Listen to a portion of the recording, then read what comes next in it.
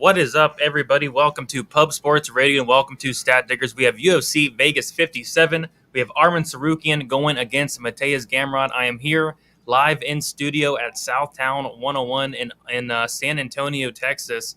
And looking forward to breaking down this card. We have 12 fights. Looking forward to. I'm here with Uncle Weezy as always. Weezy, what is up? You looking forward to this 12-fight card? Yeah, it looks like a good one, man. You know, just eyeing it over, there are some real bangers on this card, some really interesting fights. I'm looking at a lot of time props already, a lot of fighters that are good finishers, a lot of fighters that get finished.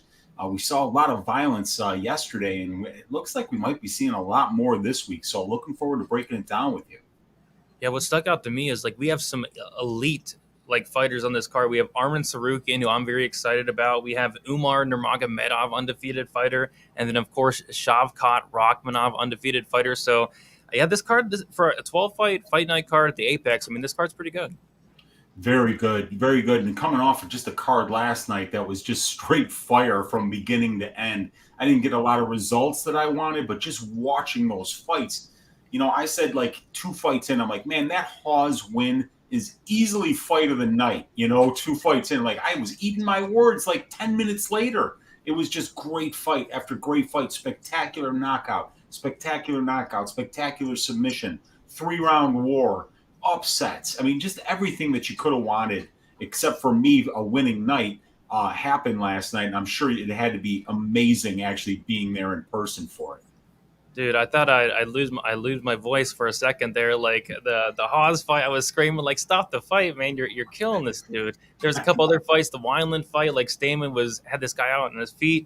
Yeah. So luckily I can still talk after last night. But yeah, we'll quickly recap last night. I didn't have a ton of bets, honestly. I had most of my action. 1/3 of my action was actually on the Cerrone Lozon fight, which that was kind of a bummer once that fight was called off. But I still thought, hey, this card is gonna be good still, and it definitely did deliver. But would have liked to see that fight. I had the fight as a go in that fight, and then also Joe Lozon in the first round. But I did kick off my night with the Phil Hawes Deron win. Fight doesn't go 1 unit, minus 120 there. Could have went Hawes inside the distance, but I to be honest, I don't trust Hawes that much. But man, did Hawes look phenomenal, and Deron win is not a middleweight. So Phil Hawes went out there and showed him that, hey, this is not your weight class, guy, and he knocked him out in that second round. After that, I had Cody Stamann wins by knockout, quarter unit plus 270. I didn't want to go crazy on it because Cody Stamann, doesn't finish anybody. But I thought to myself, if he's going to finish anybody, it's going to be Eddie Wineland. So he got it there in the first round. After that, didn't have a bet up until the Silva Jazz DeVicious fight, and I posted on Twitter that I needed you to hit me with a bag, a sack of oranges. But I had the Silva scorecards equals no action plus 160. This is a fight that I felt that Silva could have finished the fight a couple times, but that ultimately pushed. After that, I had the Buckley Duraev fight doesn't go to decision. I got that doctor stoppage at the end of the second round, 2 units minus 190. And then I had Kevin Holland wins inside the distance plus 185, half a unit on that. And then my only loss of the night was actually the main event. I had a half a unit on the fight, Enton KO, plus 130. Didn't really get close, but I thought both guys would kind of stand and bang, and no knockout happened there. But yeah, good card, plus 2.99 units, solid night, and most importantly, got to watch the fights live, got to meet a lot of people, and it was a good time. So Weezy, I know that you didn't get the results you wanted, but it was a phenomenal card, and I know you're going to bounce back this week for sure.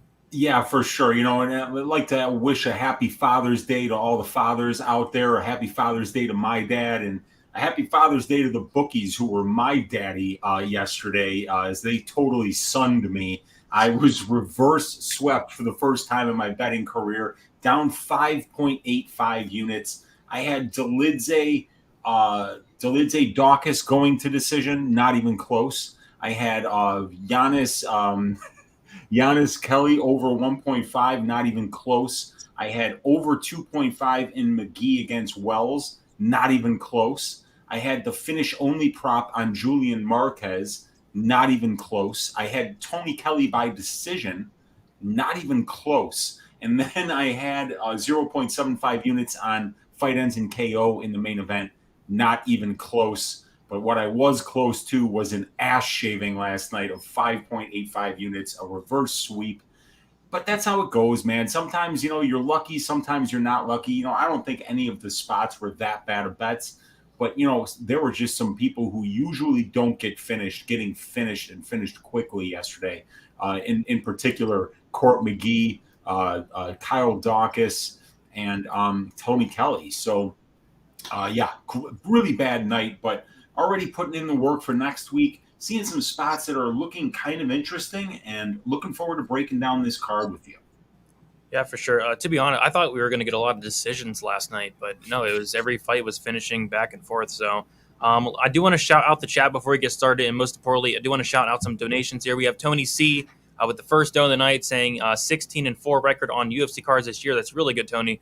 Mostly thanks to the two of you and your insight. Thanks to the two hardest workers on YouTube, Tony. We appreciate you. Thank you so much for hanging out, and thank you for the dono. And F. Carrillo, I mean, this guy is a dono machine every week, I think it is, with F. Carrillo. Shout out to F. Carrillo saying thank you. Can I tell y'all my DK score from last night? I won $700. There you go. Love to see you guys win. That's a great thing, F. Carrillo. And especially you, F. Carrillo, because you are supporting every single show every single week. So I do appreciate that a lot. We got Lou Betty in the chat as well. We got Brandon hanging out. We got Mark Schillingberg, Ice Viking, Dave Crack, DJ Jenkins, Dan Hamilton, Rick James. We got Justin in the chat as well. Philip, Tajik Bay, the Goat. What is up, Goat? We got Zach in the chat. Thank you all for hanging out. If you guys have not already, please hit the like button. Subscribe here to Pub Sports Radio. It does go a very, very long way. So I say we get into it, and we will start with the first fight of the night here, and we have Vanessa Demopolis going against Jin Yu Fry and Weezy. I'll tell you, I'm probably the biggest Jin Yu Fry hater out there. I hate on her a lot. I'm not a big fan. She's 37 years old at this point for a 115-pound fighter, and she's actually somebody that has fought at atomweight before, so she's very small for the division. She's 5'3", 65-inch reach. She's going against Demopolis, who is 4 years younger, 33 years old. Demopolis, 5'1", with a 62-inch reach. So Fry's actually going to have a 2-inch height advantage and a 3-inch reach advantage as well. We take a look at the last couple of fights. Demopolis, she is 2-3 in her last 5 fights. Decision loss to Corey McKenna, decision loss to Lupe Godinez, a knockout win, and then got her into the UFC against J.J. Aldrich and lost that by decision there. And then she submitted Silvana Gomez Juarez. As far as Jin Yu Fry, she is 3-2 in her last 5 fights, a decision win against Ashley Cummins, a submission win against Kay Hansen, a decision loss or submission loss against Kay Hansen, a decision loss against Luma Lukbumi, decision win against Laura DePaula, and then a decision win against Ashley Yoder. So, this is a fight where you can't really be confident in fights like this. Like we saw last night, we had Gloria DePaula was a big favorite. I thought DePaula should have won that fight. We had Jasmine Jazz DeVicious was a big favorite. I thought, she should have probably won the fight. We have Jin Yu Fry, who's nearly minus 300. I kind of feel like Jin Yu Fry shouldn't be minus 300 against anybody, but it's just hard to pick Demopolis in this spot. Demopolis, she's a very good grappler, very dangerous off her back. The problem with her is she just doesn't have the wrestling to get it down there. She's attempted 7 takedowns thus far. She's completed none of them. You'll see outside of the UFC, she's going out there, she's pulling guard. She doesn't have a great opportunity to get it down to the mat here. And if it stays standing here, it's going to be Jin Yu Fry. The one thing I don't like about Jin Yu Fry is just the volume. she's landing only 2.86 significant strikes in the minute. So even though Jin Yu Fry clearly should be the better striker, is she going to look minus 300? I'm not totally convinced, but just stylistically how this fight matches up, I see why Jin Yu Fry is a big favorite, but I'm never betting Jin Yu Fry minus 300, let alone probably ever. Weezy, how do you feel about the first fight of the night here? Yeah, so we see Fry has a nice advantage here in the measurables, being 2 inches taller, having a 3-inch reach advantage, and being a southpaw. But it's Vanessa that's 4 years younger. The experience advantage also goes to Fry. She's got 6 more pro fights, 115 more minutes of pro cage time, 4.5 more years as a pro, and she's got 1 more UFC level fight and about 25 more minutes in the UFC cage. But when it comes to the finish stats and the durability, that's Demopolis all day. Vanessa's got a 71% finish rate, 57% by submission, 14% by knockout, while it's only 27% for Fry.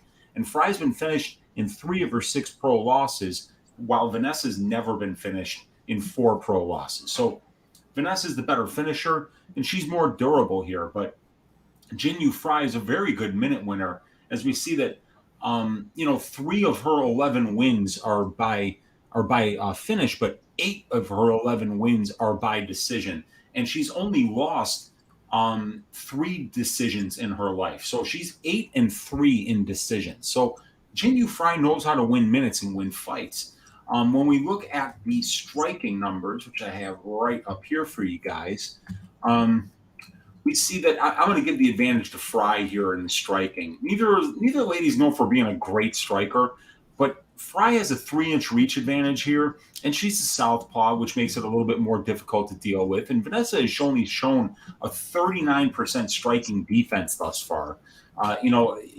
So, and she hasn't shown any ability to really win minutes on the feet. So I believe Fry should have the advantage in the stand-up. But then when we look at the grappling numbers, I'm giving the advantage to Demopolis. She's very dangerous on the ground. She's constantly hunting for submissions. 4 of her 7 pro wins are by submission, and almost 58% of her 32.4 minutes in the UFC cage so far have been spent in control time positions for or against. So the problem here is I don't see Vanessa being able to get this fight to the ground. She's 0 of 7 on her takedown attempts and is getting out-controlled by her opponents 51.26% to 6.43%. And then we see here for Jin Yu Fry, she's been very good and very efficient in the grappling exchanges, as Jin Yu's got 8 takedown attempts, but her opponents have attempted more than twice as many, 2.5 times as many with 20. But yet she still has 1 more takedown than her opponents have gotten. She's showing 90% takedown defense and is being controlled for less than 12% of her UFC cage time. So even though her opponents are out takedown attempting her 2.5 to 1, she's out controlling her opponents 2 to 1. So it's really hard to see Vanessa finding ways to win minutes on the ground here. She might be able to win some minutes on the cage in the clinch because she is very strong, and she might be able to maybe pull guard and hunt for triangles and arm bars and reverse triangles and things of that nature. But it looks like Jin Yu Fry should be able to win minutes not only in the grappling. If she wants to take down Vanessa, she can easily do that. If she wants to control Vanessa and just avoid submissions, she should be able to do that. And she should be able to win minutes on the feet because she's the longer striker, the more accurate striker, the better defensive striker. And not only that, we saw Vanessa get knocked down like 3 strikes into the Silvana Gomez-Juarez fight. So, yeah, Jin Yu Fry should be better everywhere here. And then as far as the strength of schedule stats go, we can see Vanessa has got a better win-loss ratio here. I'm going to give that advantage to Demopolis, because the win-loss ratio of Vanessa's competition is 1.33 compared to 0.58 for Jin Yu Fry, and they're equally experienced, so advantage Vanessa. So, but I do think that Jin Yu Fry probably wins this fight by decision. But, a cheeky prop on this one, Brady, could be that finish-only prop, just because Vanessa is very, very durable, very difficult to finish, and Jin Yu Fry not really known for being a finisher at all at this level. So might be a cheeky little look where you could get plus 200, knowing that Vanessa doesn't really have any quit in her. You could hit her in the face with a shovel and she'll keep walking forward. And the best evidence of that was the Silvana Gomez-Juarez fight. Yep, 100%, 100%. Do want to shout out a couple guys. We got Tajik Bey, what they done. He says, I'm pledging $100 to Uncle Weezy. I'll donate directly via his YouTube channel. The man is a legend and deserves our support. Sincerely, the GOAT, Uncle Weezy. There you go, Tajik. Dude, this guy supports everybody in our community, and he does it so generously and so often that it almost becomes the norm. And I really appreciate Tajik Bey for everything that he does to help out the people that create content out there, because we do work hard. But we wouldn't do it, and we wouldn't love doing it if we didn't have this amazing audience to share it with, because this is a passion of ours. We're all MMA nerds here. We're all looking to juice these bookies, and we all help each other do it. So, man, big ups, Tajik Bey. We really appreciate you here at Pub Sports, and myself and Brady included. 100%. You know who else we appreciate? We appreciate Brandon, another guy, a big supporter of ours, always hanging out. He says, keep up the work, hard work, goats. Weezy will conquer the bookies this weekend, and that's absolutely the goal. So thank you, Brandon. Thank you, Tajik, and thank you all for hanging out. But, I looked into this matchup, Weezy, and I thought, hey, this is a very good matchup for Jin Yu Fry, and this is a fighter that I'm typically trying to fade, but I thought, hey, I really like Jinyu Fry in this matchup. I think, her takedown defense is very good. Demopolis wrestling is very bad. I think she keeps them on the feet and outstrikes her. And then I look at the line, and Jinyu Fry opens up a minus 300 favorite. I mean, she's currently minus 275. Like, you can't, I'm not laying minus 275 on Jinyu Fry, because at the end of the day, she's a 115-pound fighter. She's 37 years old. She's low volume. What happens if Demopolis does pull guard? What happens if Jinyu Fry does follow Demopolis to the ground? Like, it could be an arm bar from guard type situation. So do I think Fry wins? Yeah, but am I going to lay minus 300 just about? No. But like you said, I think that the finish only for Demopolis could be interesting because, Jinyu Fry only a 27% finish rate, which is actually the worst on the card, I believe. Only one knockout on her record as well. And she's not subbing Vanessa Demopolis, and I don't think she's knocking her out as well. Demopolis, on the other hand, a 71% finish rate, 57% of those coming by submission. So I'm with you. I think the finish only for Demopolis is probably the best look on this fight, but I think, honestly, the best look is probably just to sit back and pass on this one. Yeah, I mean, I'm going to see what that Jinyu Fry by decision prop is. If I could get that close to even money, I would feel really good about that, to be honest with you. I am a big fan of Vanessa Demopolis. She's Greek. She's a great submission grappler. She's really durable and has got a big fighting spirit. But just all the parts that make up her game, there's still big holes there. And Jinyu Fry is a very well-rounded, very experienced mixed martial artist. And I think that she's just going to be better in a lot of different places here than Vanessa. But it's obviously Vanessa that's the moment winner. She can just catch you in a web when you're grappling with her, when you're on the ground with her. And if you make any kind of a mistake there, look, Kay Hansen, her only win in the UFC is against Jinyu Fry, and she was losing that fight up until that point. Caught that armbar in the third round. It was a spectacular finish, and Vanessa has the ability to win fights like that as well. To be losing the fight right up to the moment where you make a mistake and she catches you in a sub. So I like the finish only prop for Vanessa Demopolis, but I think the most likely outcome of the fight is Jinyu Fry by decision.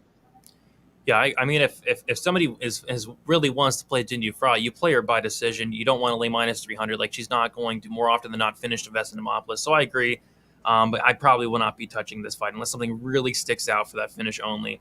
Move on to the next fight. We have a very good one. We have Brian Kelleher going against Mario Batista. We have Kelleher, who is 35 years old, 5'6" with a 66-inch reach. Batista, 28 years old, 5'9" with a 69-inch reach.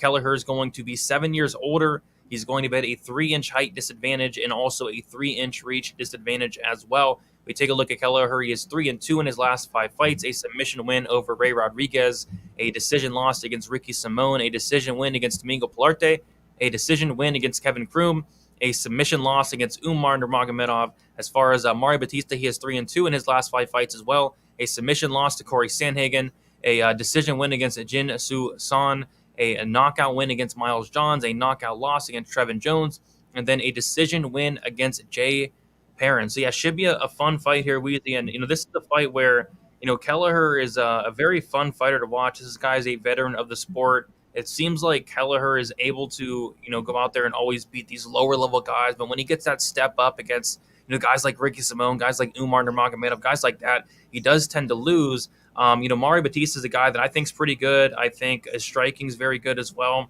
This should be a pretty close and competitive fight on paper. So, Weezy, really curious to hear your thoughts on this one. Yeah, for sure. So, we love the advantage that Batista has here in the measurables, right? He's 7 years younger. He's 3 inches taller, 3-inch reach advantage. Both of these fighters switch stances, but then we love the Kelleher experience advantage here. He's got 26 more professional fights, 220 more minutes of cage time, over 6 more years as a pro. And then we go down here and we see that he's got 9 more UFC level fights, 75 more minutes in the UFC cage. And when it comes to durability and finish stats, it's also advantage Kelleher, as he has a better career finish rate, as he finishes fights at a 75% rate, as opposed to Batista, who's finishing at a 66% rate. But he's also finishing at a higher rate at the UFC level here, as he's finished 5 of his 8 UFC wins, while for his opponent, it's going to be 1 of 3 that he's finished. And then if we look at the losses here, we've seen that Brian's been finished in would be 1 point. So 8 of his 13 losses have been inside the distance, but Batista's been finishing 100% of his 2 losses. So, Kelleher has been finishing a lower percentage of fights than Batista has, and he's also finishing at a higher rate. So, but when it comes to the striking stats, let's see, get these up over here. So I've got the advantage going to Batista here, at least in the numbers. Now, Mario has the far superior significant strike differential. His differential is a positive 1.29 as opposed to negative 0.97 for Brian Kelleher. And he's 6% more accurate. And he's also on par with the knockdowns per 15 minutes here. And he's better in defense as well, as he's got slightly better striking defense, and he's absorbing less significant strikes per minute. Batista's also out-voluming his opponents here, throwing 11.13, and his opponents are throwing 9.46, while we see Kelleher is actually getting out-volumed by 1 significant strike attempt per minute. So the metrics on paper look a little bit better. We see Kelleher's power numbers just a little bit better, but the one thing that Batista has been is a little bit chinny here, is he's been knocked down twice in 5 UFC fights, while for it's twice in 14 UFC fights for Brian Kelleher. So Kelleher's been a lot more durable. But in the grappling statistics, I'm going advantage Kelleher here. Brian's out takedowning and out takedowning tempting his opponents, while out controlling his opponents at almost a 2-to-1 ratio. Brian has won 3 of his 8 UFC wins by submission, and he has a great guillotine choke. But Batista is efficient in the grappling exchanges, almost out controlling his opponents 2-to-1 while attempting 6 less takedowns than his opponents. Mario has never attempted a submission and has had less commitment to the offensive grappling than Brian has. As we see, Batista has attempted only 9 takedowns in 5 fights, while for Kelleher, it's 40 takedowns in 14 fights. And recently, Brady, we've really seen him go to the wrestling a lot, particularly in the Pilardi fight and in the fight after that against Kevin Kroom. And then we can see also that he's a lot more active going for submissions here, 0.85 submission attempts for 15 minutes, while Batista's never really even attempted a submission. And then in the strength of schedule, it's all Kelleher here, as he has fought, beaten, and lost to the more experienced, better win-loss ratio competition. So, yeah, I like the strength of schedule advantage here for Kelleher. I like the grappling advantage here for Kelleher. I like the durability and finishing of Kelleher and the experience. While for Batista, we love the measurables. We like the striking. We like the youth. Those are really things that are very important right now. And Batista's been very efficient in the grappling exchanges, so we might not be able to see Kelleher have as much success with the wrestling as he's had in his last 2 wins. So it's going to be interesting to see how Batista deals with the boxing, the defensive grappling of Kelleher while he goes for that guillotine if you try to take him down, and with the offensive takedown attempts that we've seen a lot of from Kelleher here. So it's a very interesting stylistic matchup. Yeah, it really is. And like you said, Kelleher has been going out there and fighting really smart, especially as of late, and going out there and getting a ton of takedowns. Against Kevin Kroom, 6 takedowns. Against Domingo Plarte, not only 3 takedowns, but he went out there, he controlled Domingo Plarte for 12 minutes and 49 seconds. I mean, this guy has a lot of tools to potentially win this fight. I mean, you take a look at Mario Batista in the UFC. He's faced a wrestler in Miles Johns, but that was kind of a weird fight where Miles Johns literally attempted 0 takedowns for some reason, but we saw Jin Soo Sun take him down twice. We saw Sandhagen take him down and sub him. We saw Jay Perrin take him down twice as well. Why can't Brian Kelleher go out there potentially take him down? So, yeah, this is a very, very close fight, Weezy. And then we take a look at the odds, and Batista opened up minus 140. He's now minus 164. Kelleher opened up plus 120. He's now plus 144. We take a look at the over-under set at 2.5 rounds. The over 2.5 is minus 135. Under 2.5 rounds is plus 105. The fight goes to decision, minus 105. And the fight doesn't go to decision is minus 135. Is there anything sticking out to you, and any thoughts on that money line? Yeah, if I bring up the prop template here for this fight, we see a lot of green here. This is the fight doesn't go to decision bar right here.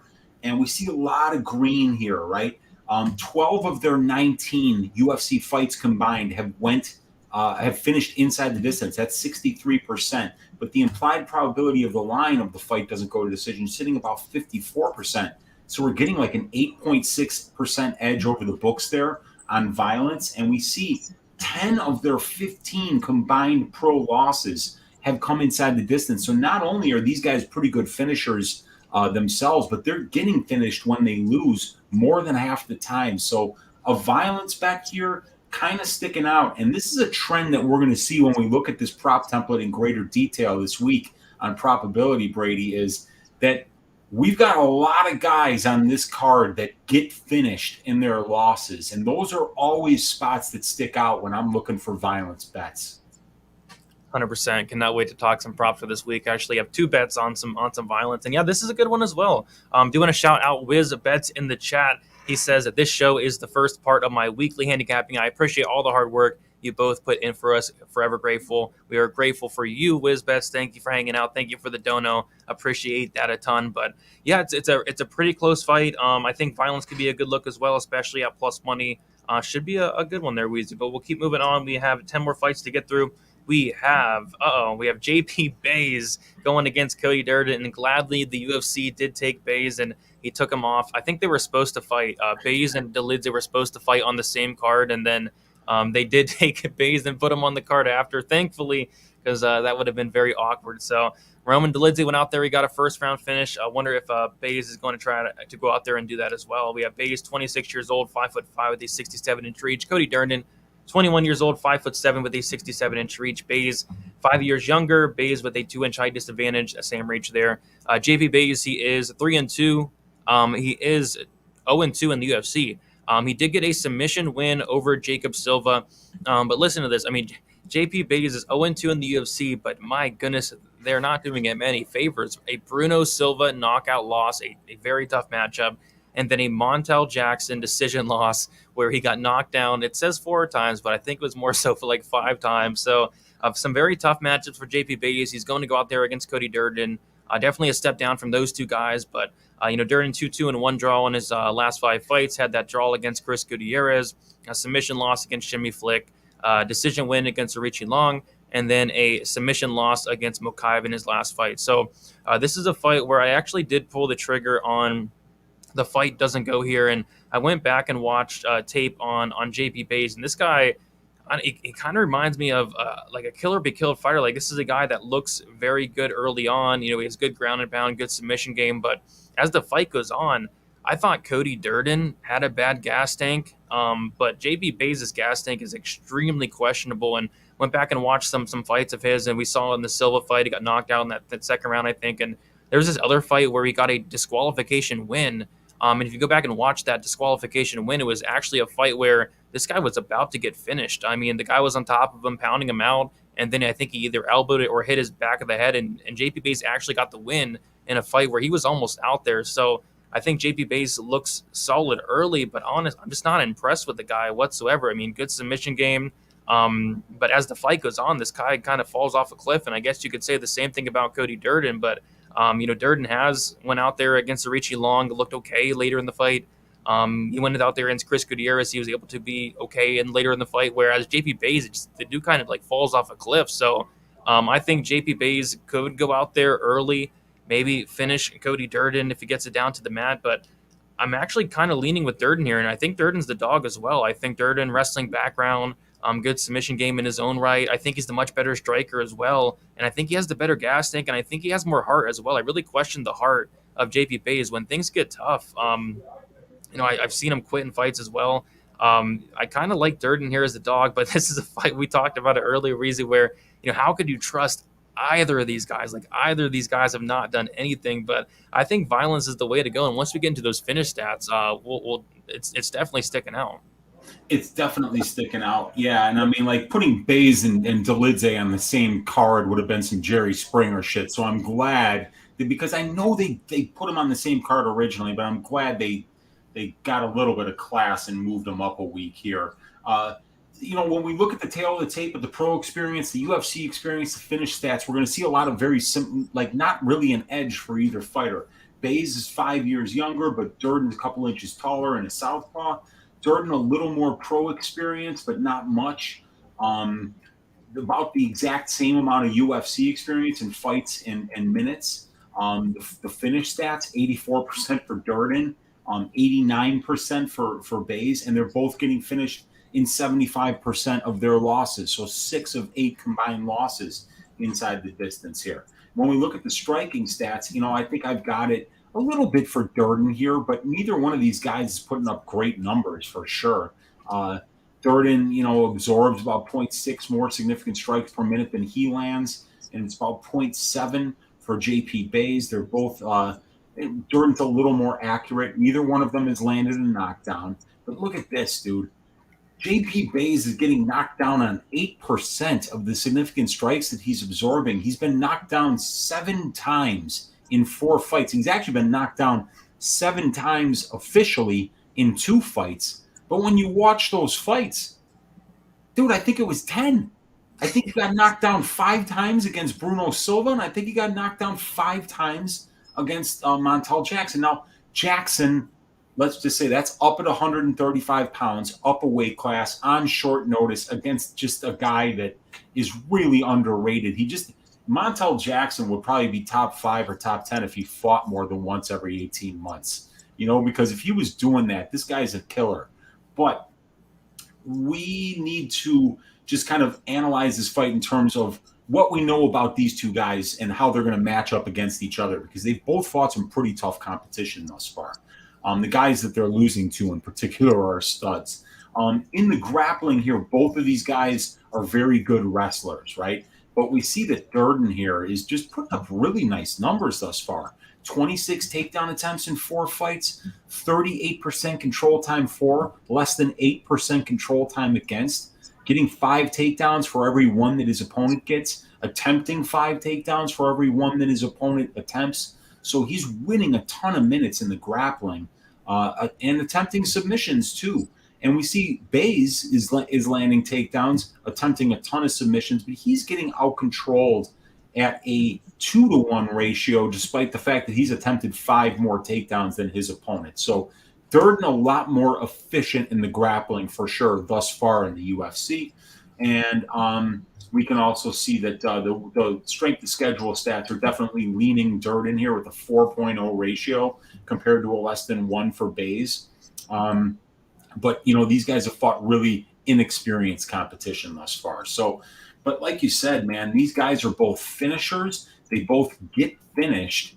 And we have seen Bays, because Bays is really, he gets shot out of a cannon there in the first. So he fights the type of style where even if he had great conditioning, he couldn't push that pace for a full 15 minutes. And I think a lot of these guys that do have the wrestling backgrounds, they're used to a 7-minute match. So it takes a long period of time to adjust from wrestling to MMA, because you have to push a pace for 15 full minutes. And if you're not comfortable doing anything but wrestling, it's very difficult to do that without being comfortable in striking for extended periods of time. And we really haven't seen either of these guys do that yet at the UFC level.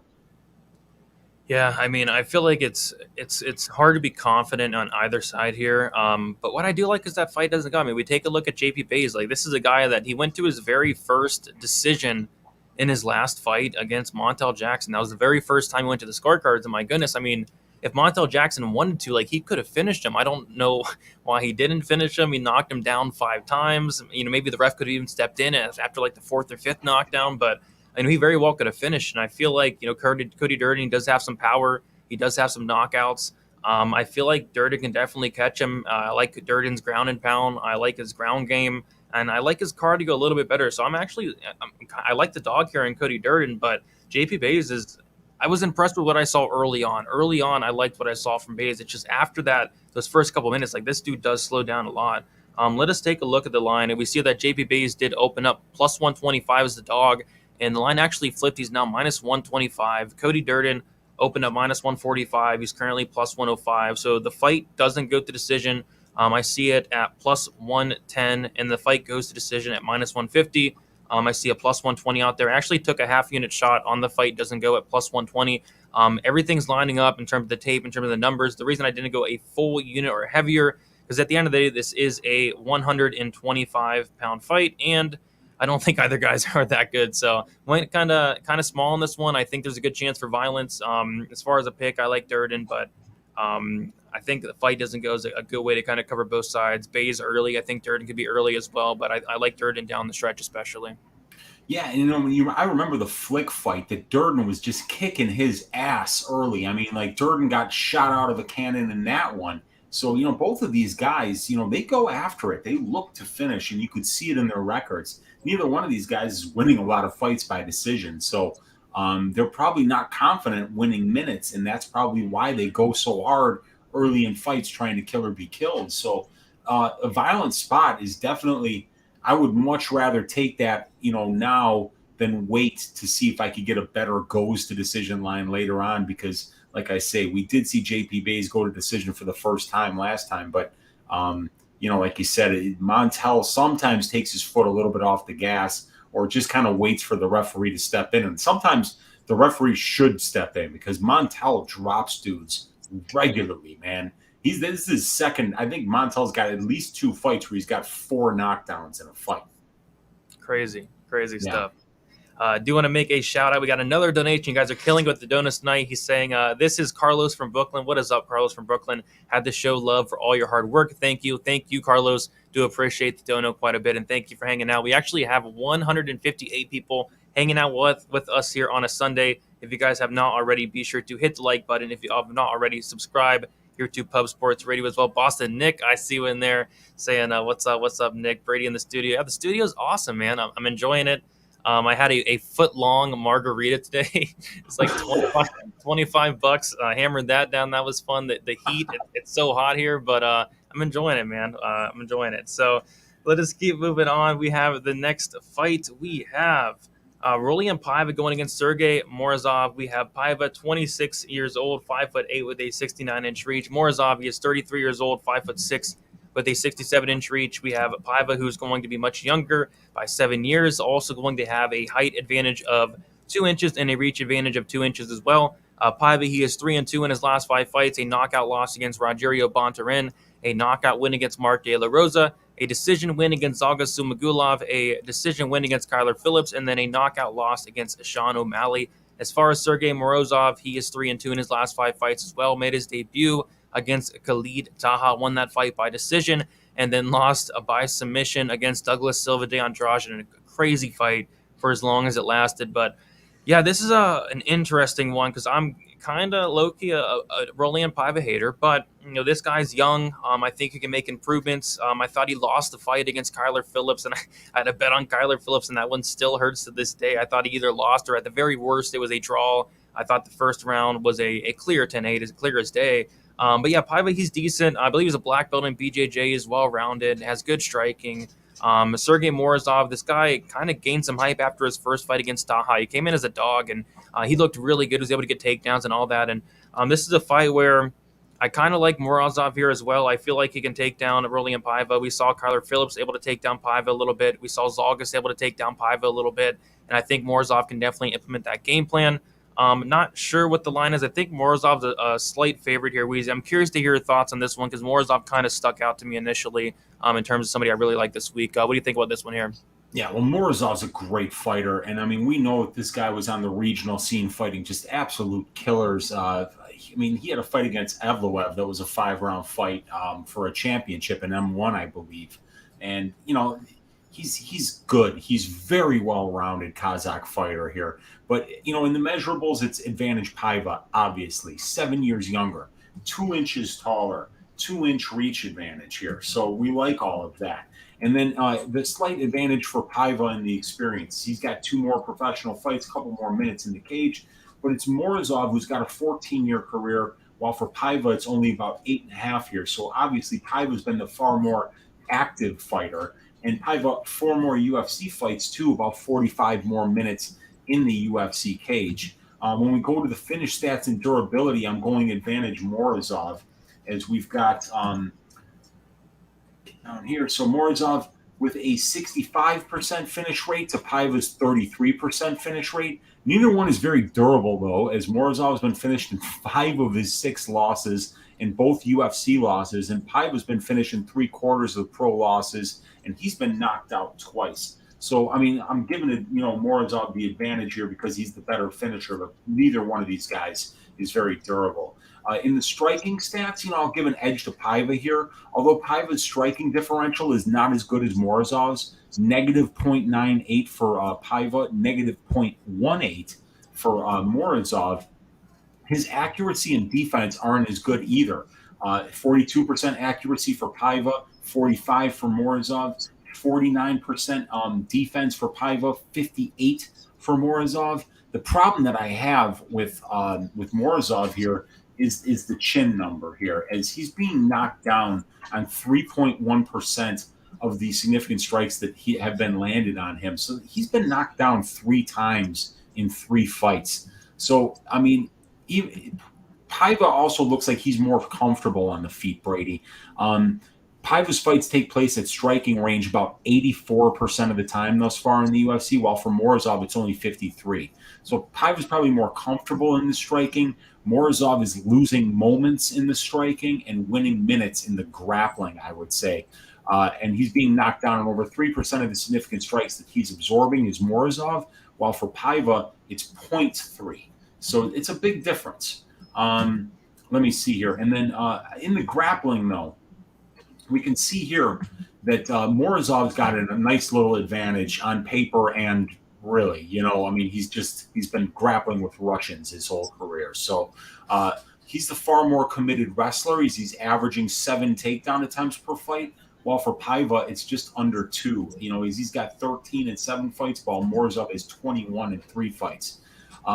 Morozov gets 3.28 takedowns per 15 minutes, while Paiva's only getting 0.58. And Morozov's out-controlling his opponents at a 3-to-1 ratio, while Paiva does it at almost a 1.5-to-1 ratio. So Paiva has nice efficiency in the grappling, as his opponents have attempted 3.5 takedowns for every one that Paiva has attempted, but Paiva is still out-controlling his opponents and keeping his fight standing 83% of the time. So that's pretty good. And in the strength of schedule, I'm going advantage Paiva as well, as he has fought, beaten, and lost to the more experienced and better win-loss competition here, as we see the 1.71 ratio here for Paiva in comparison to 1.17 for Morozov, 1.13 ratio in the wins and more experienced opponents, and a 2.5 ratio in the losses with more experienced opponents. So, yeah, I mean, and Paiva's still only 26 years old. So, this kid has got 25 professional fights and 200 minutes of cage time in only 8 years as a pro. He started at the age of, 17, it looks like, and he's fighting regularly, and he's going to be coming into his prime here, his physical prime, very soon, and he's already very experienced and faced a really high level of competition. So, Morozov, this is going to be a good fight because this kid Paiva is definitely underrated. Yeah, I mean, I'm not a big fan of the guy, but yeah, he's good. He's a good fighter. He's a really good fighter. This fight is going to be very good as well. I was actually really surprised with the striking of Sergey Morizov because I had a bet on him against Khalid Taha, and obviously Taha hits really hard, and I was expecting Morozov to go for takedowns, and he did. He got 6 of them, but in the striking exchanges, it was actually Morozov that was having a decent amount of success against Taha. It was like very competitive, so. His striking is actually pretty solid. But yeah, if you're Morozov in this fight, you're going to want to get it down to the mat. If he does, I feel like he could definitely win this fight, definitely win minutes. Obviously, we have to be scared of the judges because nowadays the judges, if there's a guy that is taking you down, they kind of score it against you for some weird reason. But yeah, I think Morozov can potentially win minutes on the mat here with the takedowns. We have Morozov is the slight favorite, opened up as a -110 pick, and he's currently -140. Paiva opened up -110. He's currently +120. The fight goes to decision is -160. The fight doesn't go to decision is +120. The over 2.5 is -170. Under 2.5 is +140. I'd kind of lean decision. I'd kind of lean over. Paiva, not much of a finisher. He only has like a 33% finish rate, which is the second worst on the entire card. And he's a tough guy. I think decision for me is kind of where I'm leaning. Are you leaning anyway here? I'm looking at the prop template here. 4 of these guys' 5 UFC losses have been finishes, so they're both getting finished a lot. But only one of the 5 wins has been a finish combined. So, these guys are not winning inside the distance, but they're losing inside the distance. Right now, the implied probability of the line at plus 120 for the fight finishing inside the distance is 45%. And we've got 50% for the finish rate combined of these two guys, for and against, wins and losses combined in the UFC. So a little bit of an edge there over the line and a little bit of an edge there over the divisional finish rate, but nothing's really jumping off the page here. The time props are probably something I'll be staying away from in this fight. Yeah, I think so as well. We do have some other props here. They're on 5 times, though. We have Morozov by decision, plus 170. They're not giving you much there. I mean, Paiva by decision, plus 260. Paiva inside the distance, plus 325. Morozov inside the distance, plus 305. So nothing really sticking out there in terms of the props. Yeah, me neither. I do like Morozov to be able to control and win a lot of minutes on the ground, and I don't think Paiva's that much better than him on the feet. So I think, I always kind of tend to go with the guy that can win minutes on the ground. It's a nice way to be able to cover up any places that you don't feel as comfortable. So like Morozov here, but nothing. I'm not running to the window for any of these props, money lines, or time props. Yeah, I'm right there with you. We'll move on to the next fight, and I do have a bet on this fight as well. We have Shalion Nurmagomedov going against TJ Brown. We have Shalion, who is 20 years old, 5'8", with a 69-inch reach. TJ Brown, 32 years old, 5'9", with a 72-inch reach. Shalion is 4 years younger. TJ Brown, a 1-inch height advantage and a 3-inch reach advantage as well. Shalion is 3-2 in his last 5 fights. He did make his UFC debut against Josh Kulabau, lost that by decision, and then won a decision against Sean Soriano. As far as TJ Brown, 3-2 in his last 5 fights as well. Made his debut against Jordan Griffin, lost that fight by submission. Prior to that, he did have a Contender Series win by submission there, and I believe in the 3rd round.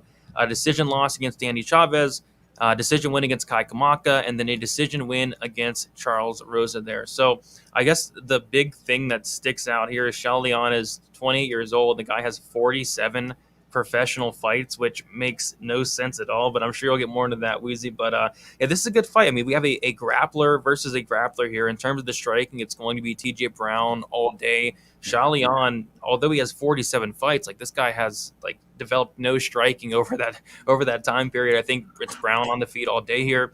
On the mat, I feel like Brown is the much better grappler here. Shalion is a good wrestler. He's very physically strong as well, but you see his record, the dude's been submitted 6 times. He's putting himself into very bad spots. And I went back and watched some tape on TJ Brown today, and TJ Brown's no joke of a grappler. This guy was very close to submitting Charles Rosa on multiple occasions. We know how hard that is to do.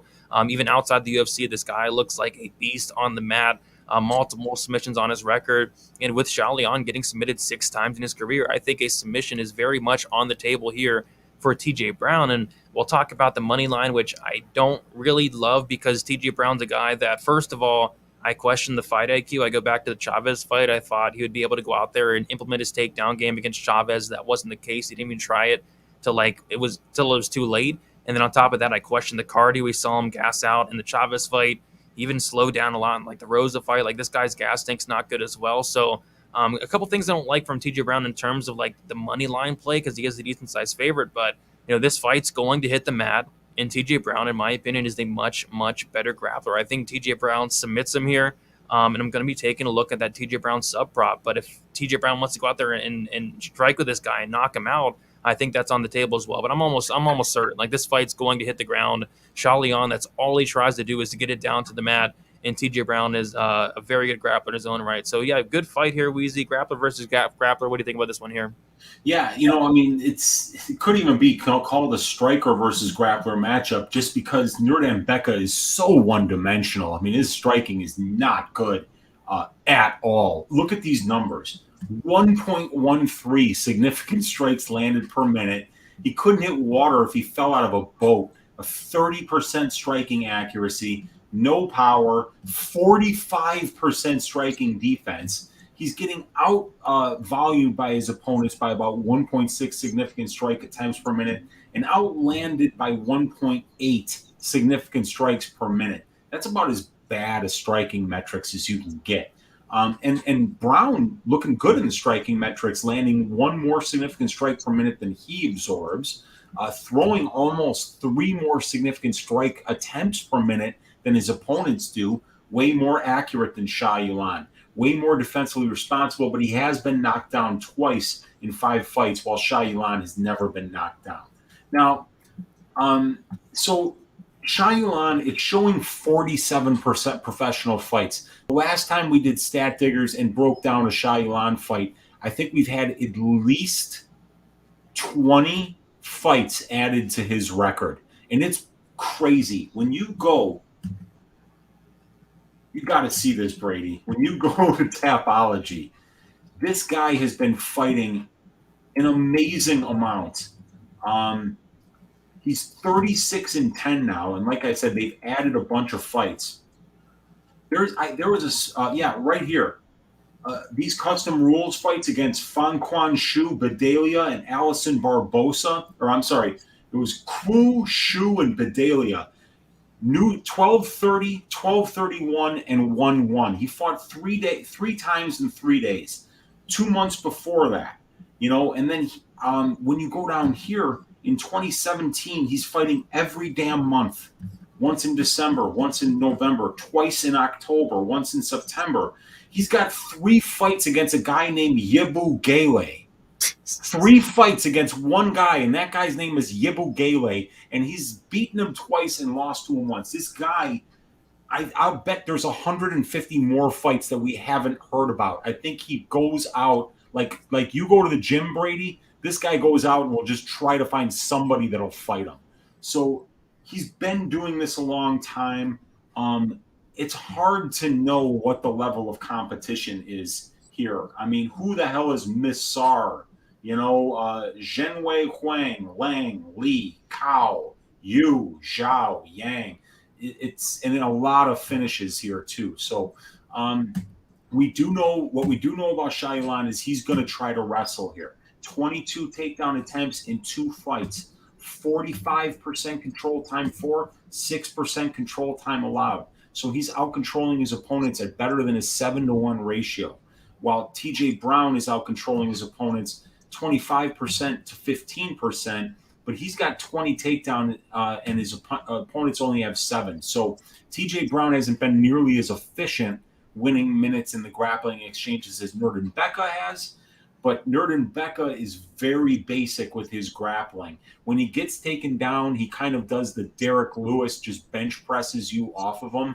He can sweep you like that, and does a good job of just kind of blanketing people and winning minutes and not really doing much with the position. Neither one of these guys is fighting winning competition here. Not much to say in the strength of schedule. The win's just a little bit better for TJ Brown, as at least he's beaten a guy that has a win. If TJ Brown keeps this on the feet, he should easily win. And if it goes to the ground, I see Brown having pretty much as much success as Xiaolan does, to be honest with you. So I do like TJ Brown quite a bit in this spot. Yeah, I think it's a really bad match for Xiaolan because, on the feet, it's going to be TJ Brown. And then if it goes to the mat, that TJ Brown's amazing on the mat. This guy's no joke on the mat, so he's a much better grappler. So, I mean, it's kind of like a pick your poison spot. Xiaolan on the feet, I think he's in big trouble. If Xiaolan takes him down to the mat, I think he either gets subbed with Brown off his back, or Brown reverses him, gets on top and subs him. I think Brown's the much better grappler. I think Xiaolan's wrestling is really good. I like it, but I just don't think the grappling is on the level of TJ Brown. And this comment, Kung Dao Chicken, this comment made me laugh a little bit. He says Xiaolan is a Greco-Roman champion in China. Isn't Yazong Hu as well? Yazong Hu, and guess who else? The knockout king Mahashate, evidently a Szechuani Greco-Roman champion. It's like it's the same thing as the Brazilian Jiu-Jitsu tournament that Frank Camacho showed up to, where he was champion, where it's like, wow, this guy's a Brazilian Jiu-Jitsu champion, and then you watch him fight in the UFC and you never see him do anything with his Brazilian Jiu-Jitsu.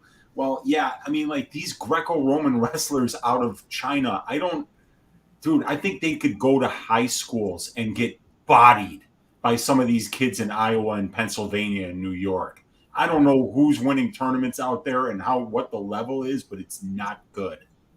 Like Yazong Hu is a champion in Grec. It makes no sense. He's just throwing around 12-year-olds, like Kramer in karate class on Seinfeld. It's basically got to be that type of a situation. I don't know who's wrestling over there, but the pedigree is not great, particularly in Greco-Roman. Absolutely not. But we'll take a look at the line. And yeah, TJ Brown opened up minus 250, is minus 205. And Nurmagomedov opened up plus 210. He's currently plus 175. The over-under set at 2.5 rounds. The over 2.5, minus 225. The under 2.5 is plus 185. The fight goes to decision, minus 170. The fight doesn't go to decision, is plus 130. Brown inside the distance is plus 250. I'm going to be taking a hard look at that Brown by submission prop. I think you could sub him. And then Nurmagomedov by decision would probably be his best path to victory, plus 315. So, yeah, I like Brown here. Can I trust him at minus 205? Probably not, but I don't mind his inside the distance prop at some juicy plus odds there. Yeah, and if we look at the career losses for these guys, 14 of 18 of them inside the distance. And, I mean, I was pretty heavy on the fight doesn't go to decision for Shao Yalan against Sean Soriano. It didn't work out, but I still usually wind up hammering spots like this where 78% of the career losses are inside the distance, 77% of the career wins are inside the distance. These guys finish and get finished. And I think TJ Brown is very live for a submission here, like you said. His arm triangle chokes are really good.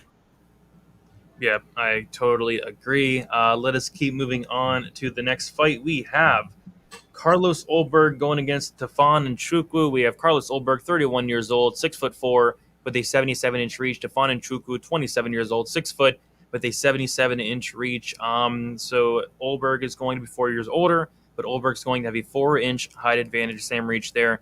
What's interesting about these two is Carlos Ulberg only 5 professional fights. He does have that kickboxing background, and Tafon Nchukwu only 8 professional fights. So both guys fairly inexperienced in terms of mixed martial arts there, but yeah, both guys do have some combat sports backgrounds outside of MMA there. So Ulberg, he is 4-1 in his last 5 fights. He went in there against Kennedy and Nchukwu and lost that fight by second-round knockout.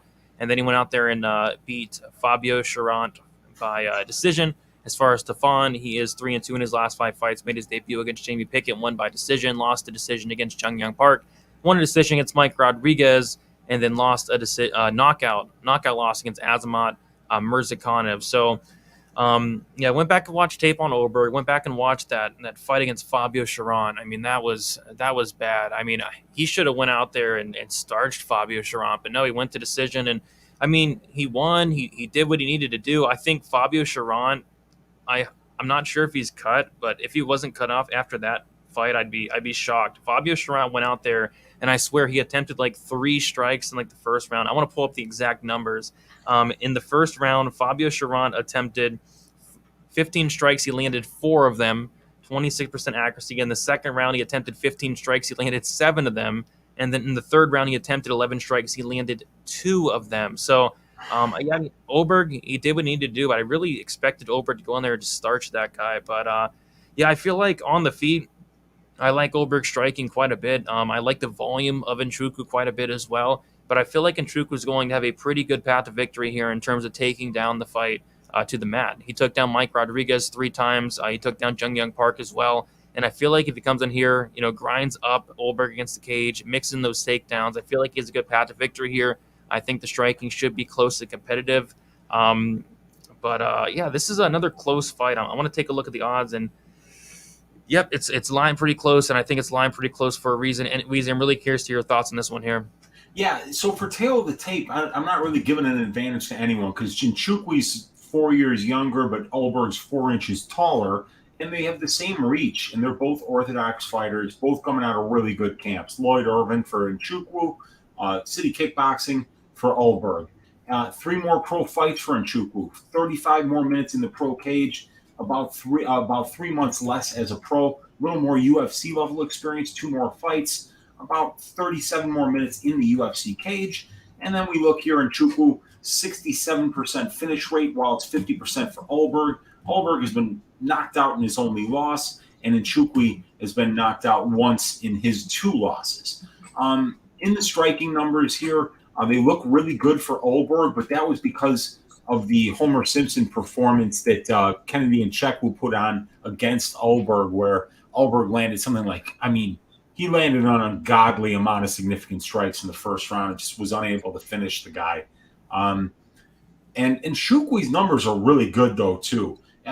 This is like video game numbers, though, for Ulberg thus far, landing 8.76 and absorbing only 4.02, and throwing about 6 more significant strike attempts per minute than his opponents.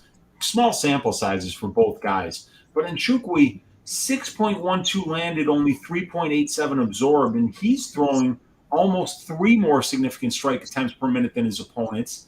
61% accuracy for Ulberg is otherworldly. Both guys are landing knockdowns at a decent rate here. Both guys are getting knocked down at a decent rate, but it's a little more for Ulberg. In the grappling stats, we see Ulberg's done a great job of just keeping his fights on the feet, which is where he wants them. 93% of his fights take place at striking distance. And for Nchukwu, it's a little less than 80% of his fights that are taking place at striking defense. I think both of these guys are very comfortable in the striking. It's just that I think Nchukwu will be a little more comfortable training with Lloyd Irvin and those guys in the grappling than Ulberg has. And we've seen a little more of a commitment to the takedown from Nchukwu, 7 takedown attempts in 5 fights as opposed to 2 takedown attempts in 3 fights for Ulberg. Really good takedown defense for Nchukwu. He's been taken down 4 times out of 14 attempts, but he's only been controlled for about 5 minutes on those 14 takedown attempts. So he's been a hard guy to take down and hold down. And then if we look at the level of competition here, a little bit better overall for Nchukwu, and the wins better for Nchukwu. Losses a little bit better for Ulberg, I'd say, but not by much. But the biggest thing to me, Brady, if we just take their last opponents, right, and both of these guys, Ulberg fought Sharant, and Sharant's very low level for UFC, 0-4 in the UFC, lost a Contender Series fight, and then I think he lost 2 Contender Series fights and then 2 actual UFC fights. So, Nchukwu wins over Mike Rodriguez, over Jamie Pickett, Al Matavo, losses to Jun-Young Park in a very close fight. And he had a very close fight with Azamat Murzakanov, that he lost by knockout in the 3rd round, that I think Nchukwu was winning up until that point, probably, although it was close. But, just looking at those 2, can you imagine what Azamat Murzakanov would have fucking done to Fabio Sharant? They would have stretchered him out of the cage. And Ulberg was playing around with his food, not even confident enough to finish Fabio Sharant, while Nchukwu was going strike for strike with Azamat Murzakanov. I can't believe that Nchukwu's an underdog to this guy Ulberg, to be honest with you. I think he's going to body him. Yeah, I think he has all the tools. Even on the feet, it's not like Ulberg has this massive, crazy advantage. Nchukwu's good on the feet. He has good volume, good power as well. I like the pressure, and just mixing it up, mixing in those takedowns, I think is going to be huge. What happens if Carlos Ulberg gets taken down? I don't know, because we've never seen him taken down. You can go watch all the tape out there. I don't recall him ever getting taken down. I think Nchukwu maybe tried one half-ass takedown, but we've never seen him taken down. What happens if Tafon is able to take him down and get on top? What does he look like? I don't know. But, same thing. I was kind of surprised at the line here. We have Carlos Ulberg opened up -140. He's currently -125. And then Tafon Nchukwu opened up +120. He is currently +105 there. So, Tafon is the dog there. I'm liking the dog here. The over-under set at 2.5 rounds. Over 2.5 +100. At the under 2.5 -140. The fight goes to decision is +140, and the fight doesn't go to decision is -180. Any thoughts on the money line? Any thoughts on any of these props? Yeah, I like Nchukwu here. Both of these guys are fairly durable from what I can tell. the Ulberg thing looked like more of a adrenaline dump and gassing. I mean, like, I think that fight could have been stopped too. I mean, we could still see Ulberg undefeated up until this point if the referee had stepped in and stopped that Nchekwu fight where Ulberg was just dominating. But like I say, to see Nchekwu go shot for shot with somebody as high level as Murzakanov, and to watch Ulberg do nothing against Fabio Cherant and not really look. I mean, because everybody else that's fought Fabio Cherant has kicked the shit out of that dude. And then Ulberg comes out there and just, I mean, doesn't really do much. So, I mean, I'm leaning Nchekwu heavily here. And this guy, even when I've bet against him, like again with the Jun Young Park and the Murzakanov fights, I picked Murzakanov as my ass shaving of the week. While I was watching that fight, I was like, man, I made a mistake here. This guy Nchekwu's for real. So I think he's a lot better than Ulberg. And, we just haven't seen much out of Ulberg. He's got 5 professional fights, and one of them took place like in 2012. Yeah, I agree. I like it. And that Cherant performance, I mean, he should be ashamed of himself. Yes. I'm surprised. Shame. You have to knock that dude out, Brady. Come on, shame. I mean, Cherant landed like 15 strikes. Like, he was no threat on the feet. Walk forward and knock him out. So, yeah. I mean, I'm with you. I like the dog here. I'm curious to see where this line goes. Let's see if there's any movement. Yeah, it looks like money is coming in on Tafon here, which rightfully so. I think this guy has all the tools to win here. I mean, is Ulberg going to knock him out? Like, I don't know. I like Tafon as a dog here. I do too, man. I'm probably going to be putting plus 108. I mean, on FanDuel, that's not bad. And it was plus 124. I've already missed it, a little bit. But, yeah, I like Nchekwu here. I like it as well. Let us keep moving on. We have 6 fights to get through. And we have, this fight's awesome. We have Chris Curtis going against Rodolfo Vieira. We have Chris Curtis, who is 34 years old, 5'10" with a 75-inch reach. Rodolfo Vieira, 32 years old, 6 foot with a 73-inch reach. Vieira, 2 years younger. Vieira with a 2-inch height advantage, and it's going to be Curtis with a 2-inch reach advantage as well. Chris Curtis, he has 5-0 in his last 5 fights, made his debut in the UFC against Phil Hawes, knocked out Brendan Allen after that as well. This guy, Chris Curtis, has a ton of experience outside the UFC.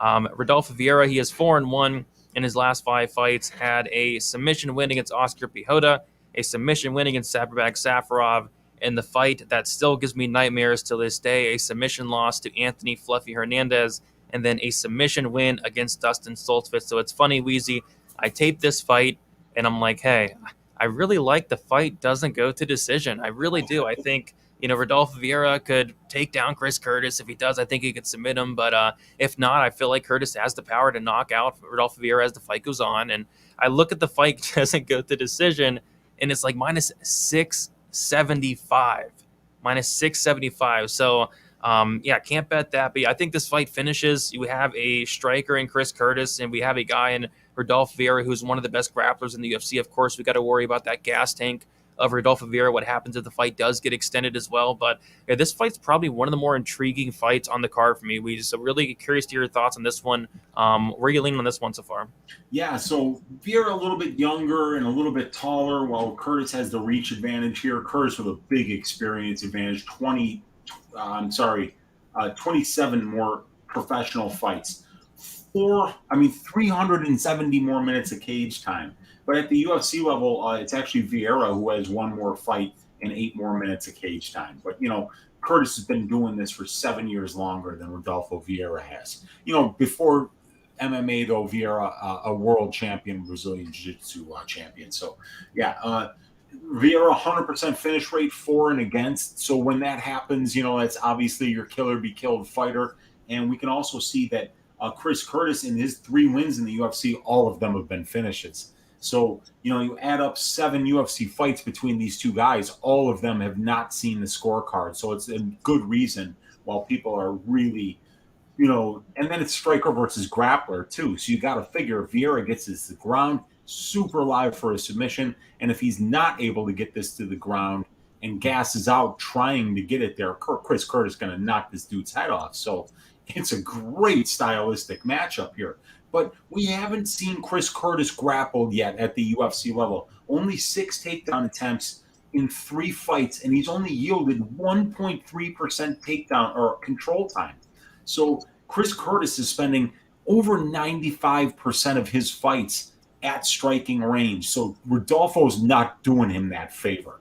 Rodolfo's fights are taking place almost 50% of the time in control time positions for or against. And he's attempted 23 takedowns in 4 fights. And, he actually, some people have tried to take down Vieira, which is kind of funny. He's got 100% takedown defense. So both these guys showing 100% takedown defense thus far, and both these guys being controlled 5% or less. But the control time numbers, the takedown accuracy for Rodolfo Vieira, it's going to tell this tale of this story. Because if we go up here to the striking, Rodolfo Vieira lands 2.6 and absorbs 4. Curtis is landing 7.21 and absorbing 6.64. And he's landed 3 knockdowns in 3 UFC fights, and he's won all of them by knockout. So, look, if this stays on the feet, Chris Curtis is punting this dude's head into the 3rd row, and if it goes to the ground, Chris Curtis is not going to be breathing for long. So it's submission for Vieira, it's knockout for Curtis, and if this goes to decision, it's going to be a classic, an absolute classic. So cannot wait for this fight. I'm actually leaning Rodolfo Vieira, dude. I love the action, man. I think he's an amazing fighter. He's going to see a different level of grappling here, a different level of commitment to the grappling. And Rodolfo Vieira is not fucking around on the feet with this guy. It's going to be the first time that we're going to see somebody fight Chris Curtis the right way if you're trying to beat him, that is. Now, if you want to lose to this guy, if you feel like going to the hospital, maybe you like concussions, maybe you just like nurses and you want to be in a bed, in a really expensive hotel for a night in a lot of pain, if that's your thing, then box with this dude. It'll be fun. You'll go to the hospital, but I don't think Vieira's doing that. And I mean, Vieira's a natural middleweight. Chris Curtis is not a natural middleweight. We're going to see how he deals with this next level brand of wrestling and grappling and top control. Yeah, it's funny you say that. I thought that Phil Hawes would go out there with his wrestling background and mix in some takedowns. And I thought, hey, Brendan Allen, he's a really good grappler. Why not Brendan Allen go out there and take down Chris Curtis? No, he struck with him. You got to believe. You got to believe that Rodolfo Vieira is going to try to take this guy down. And that's why I liked Brendan Allen a lot against Chris Curtis. I thought he could absolutely take down Curtis and have success on the mat. And Brendan Allen was like minus 300, like minus 350 in that fight. So yeah, why shouldn't I like Rodolfo Vieira here in a fight where we know I want to say for a fact, but you never know sometimes. But yeah, why would Rodolfo Vieira not try to get takedowns here? So I think Vieira is a very live dog. Like, this is a very close fight. This fight can literally go either way. If Vieira gets the fight down to the mat early on, he could very well submit Chris Curtis. Rodolfo Vieira, I mean, this guy's grappling, it's top notch, especially early on. And this guy's strong too. What I like about Vieira is his wrestling's good. He's not only a top notch grappler, but his wrestling's very good. This guy's physically strong. He's huge. He's going to have a size advantage. I think he's going to have all the opportunities in the world to finish Chris Curtis in the first round. It's just if Curtis is able to survive, Curtis is going to win. So I think an interesting prop this week, and I'm hoping the bookies aren't all over it. Rodolfo Vieira in round 1, I think, is something interesting to look at. But they're like all over these finish props already, and it's Sunday. Chris Curtis inside the distance is minus 130. And then Rodolfo Vieira inside the distance is only plus 175. So, yeah, we're not getting anything on these finish props here. Chris Curtis is currently minus 158 on the money line. Rodolfo Vieira is plus 138. The fight doesn't go, like I said, minus 675. And looks like money's still coming in on that at the price. So, it's going to be a dog or pass for me. I mean, I think Chris Curtis could win this fight for sure, but this is about as close as you can get. Is Curtis going to be able to survive that first round? If he does, he wins. If not, Vieira is very live for that first round finish. I might be taking a look at that Vieira first round prop this week. I think that's a prop that really sticks out to me. Any thoughts on the money line? Any thoughts on any props that you like for this fight? So I think that this is the kind of fight where you kind of go towards the money line, because when they're juicing up the finish prop to minus 675 for fight doesn't go, it means that the finish props, the round props, are all going to be very thin. So I think you pick a side. Do you like the takedown defense and the striking of Curtis? Do you like the grappling, top control, submission game of Vieira? Pick the money line, stick with that, because if you try to get those inside the distance props, it's just not paying you enough to leave those other outcomes on the table. So I'm thinking Rodolfo Vieira plus money, but I'm also thinking that if you make that bet and Vieira is not shooting a takedown in the first 10 seconds, you might smash your TV with a baseball bat and just wind up in the shower in the fetal position, just crying. Yeah. John Jones, the GOAT, saying, stop disrespecting Curtis. I mean, Weezy, you're like... I am not disrespecting that man. Don't get it twisted. Come on, the action man. You think I could be on YouTube talking about MMA and disrespecting that man? I am not disrespecting Chris Curtis. Get that straight. Absolutely. Like, he's a favorite. Like, nobody's disrespecting Curtis here. Like, he's a favorite in this fight against Vieira here. So there would be no Chris Curtis disrespect. This guy has all my respect 100%.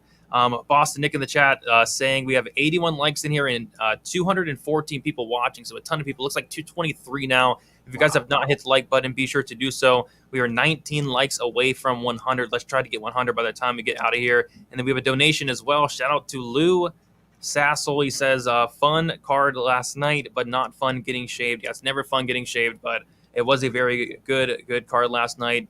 Those are my exact sentiments, man. Awesome card, but sometimes you're going to get your ass shaved out there, but it might as well be on a card like that where there's just knockout after knockout after exciting fight after exciting fight.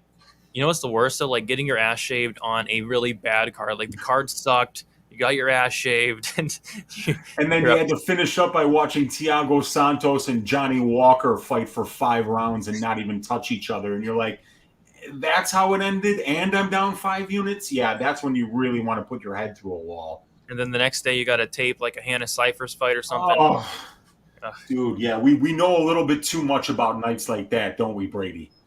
Absolutely. Those are the kind of nights you will fall into in this game. But you never forget them. Absolutely not. All right, so yeah, that's a good fight. That's probably my favorite fight on the card, like top 2 at least. Such a good one. Absolutely. So... And I'm looking forward to this one as well. We have Nate Maness going against Umar Nurmagomedov. We have Maness, who is 30 years old, 5'10" with a 72-inch reach. Nurmagomedov, 26 years old, 5'8" with a 69-inch reach. We have Nurmagomedov, 26 years old. He's going to be 4 years younger. And then Maness is going to have a 2-inch height advantage and a 3-inch reach advantage as well. Maness is 4-1 in his last 5 fights. A decision win in his debut against Johnny Munoz. I thought it was a pretty clear draw, honestly. There was a point deduction there for Johnny Munoz from him kicking Maness in the balls like 3 or 4 times in that fight. But I did think that Munoz did enough to get that job done against Luke Sanders. Sanders was having success early, and like a typical Luke Sanders performance, Sanders drops the ball, and Maness ends up finishing Sanders in that fight. And then on top of that, against Tony Gravely, Maness goes out there. He gets hurt very bad at the end of the first round, like the bell. And I thought the fight would have been stopped. I didn't think that Maness would be able to continue.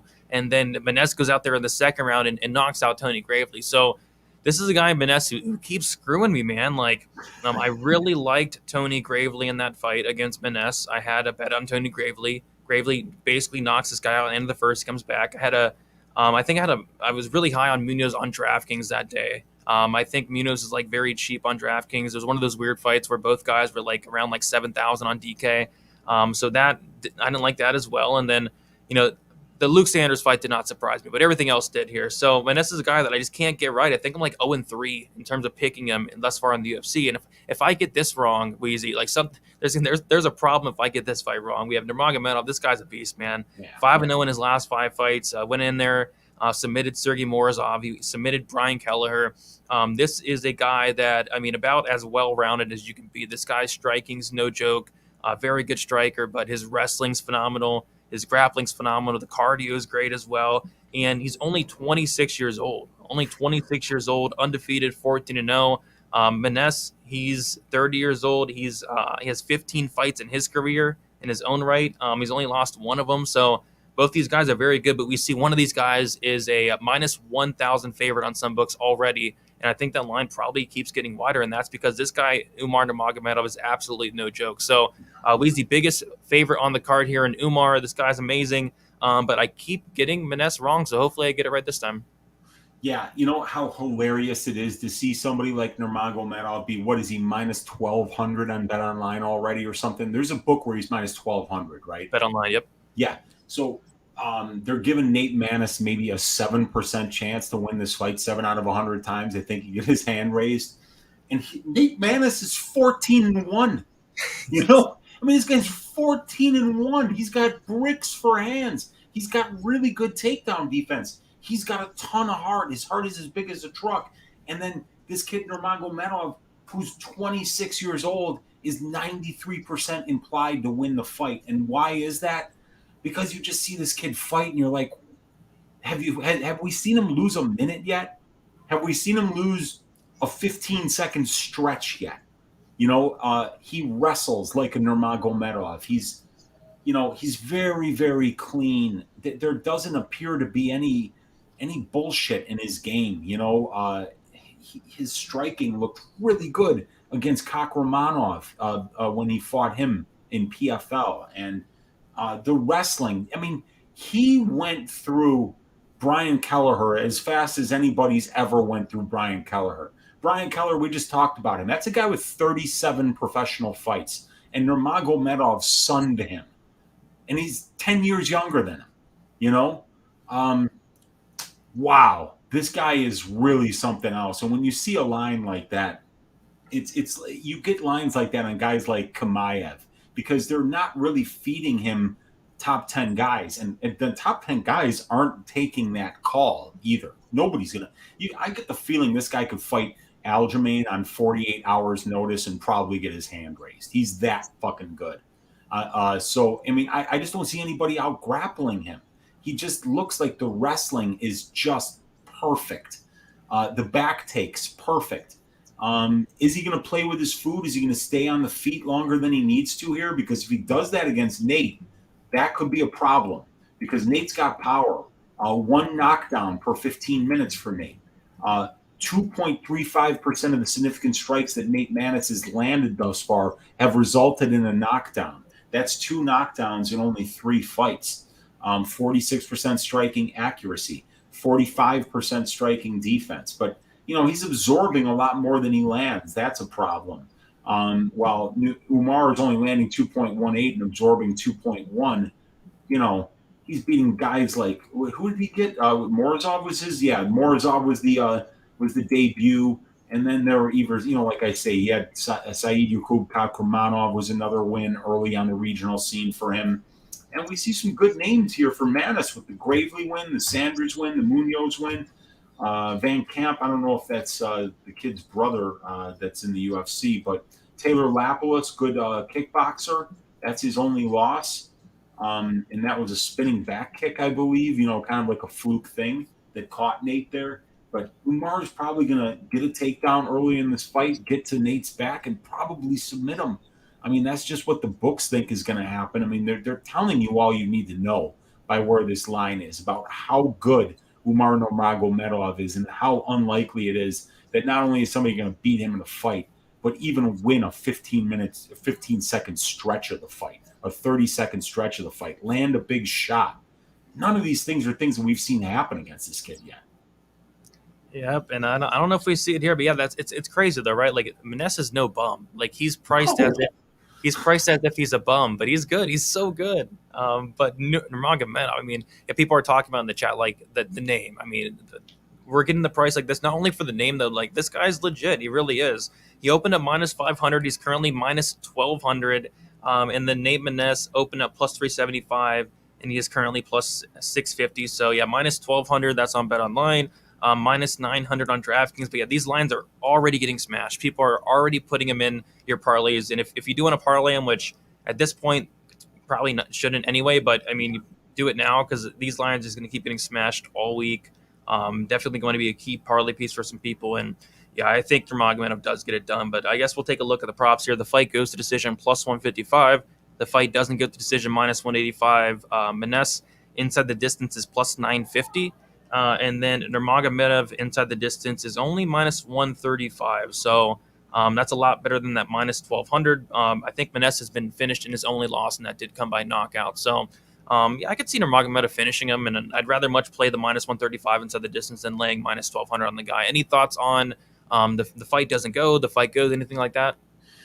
Not really, no. I mean, the thing is that it's just such a juiced line already. You're not going to find value on Nurmagomedov anywhere. You're going to overpay for any props. So, look for reasons to like Maness. Look for the line to go to minus 2,000, and then maybe you say to yourself, "Hey, Nate Maness has got a ton of power, and all it takes is one. No matter who you are, you get hit hard on that chin, you're probably going down." So, I'd be looking for a Nate Maness by KO or something like that, maybe at plus 1,500. Throw a quarter unit on it or an eighth of a unit on it and just enjoy the fight. But this kid Umar he's special. It looks like the Aljamain is just keeping the belt warm for this kid eventually when he gets enough fights under his belt. But the bantamweight division, man, the bantamweight division is incredible. This kid doesn't even have a number next to his name, and he's minus 1,200 against a guy that's 14-1 and undefeated in the UFC. It's crazy. It's crazy. And I cannot wait for this fight. I cannot wait to see the return of Nurmagomedov here. So, yeah, biggest favorite on the card for a reason. I say we move on to the next fight. We have Thiago Moyes going against Christos Giagos. We have Moyes, 27 years old, 5'9" with a 70-inch reach. Giagos, 32 years old, 5'10" with a 71-inch reach. Moises is 5 years younger. It's going to be Giagos with a 1-inch height advantage and a 1-inch reach advantage as well.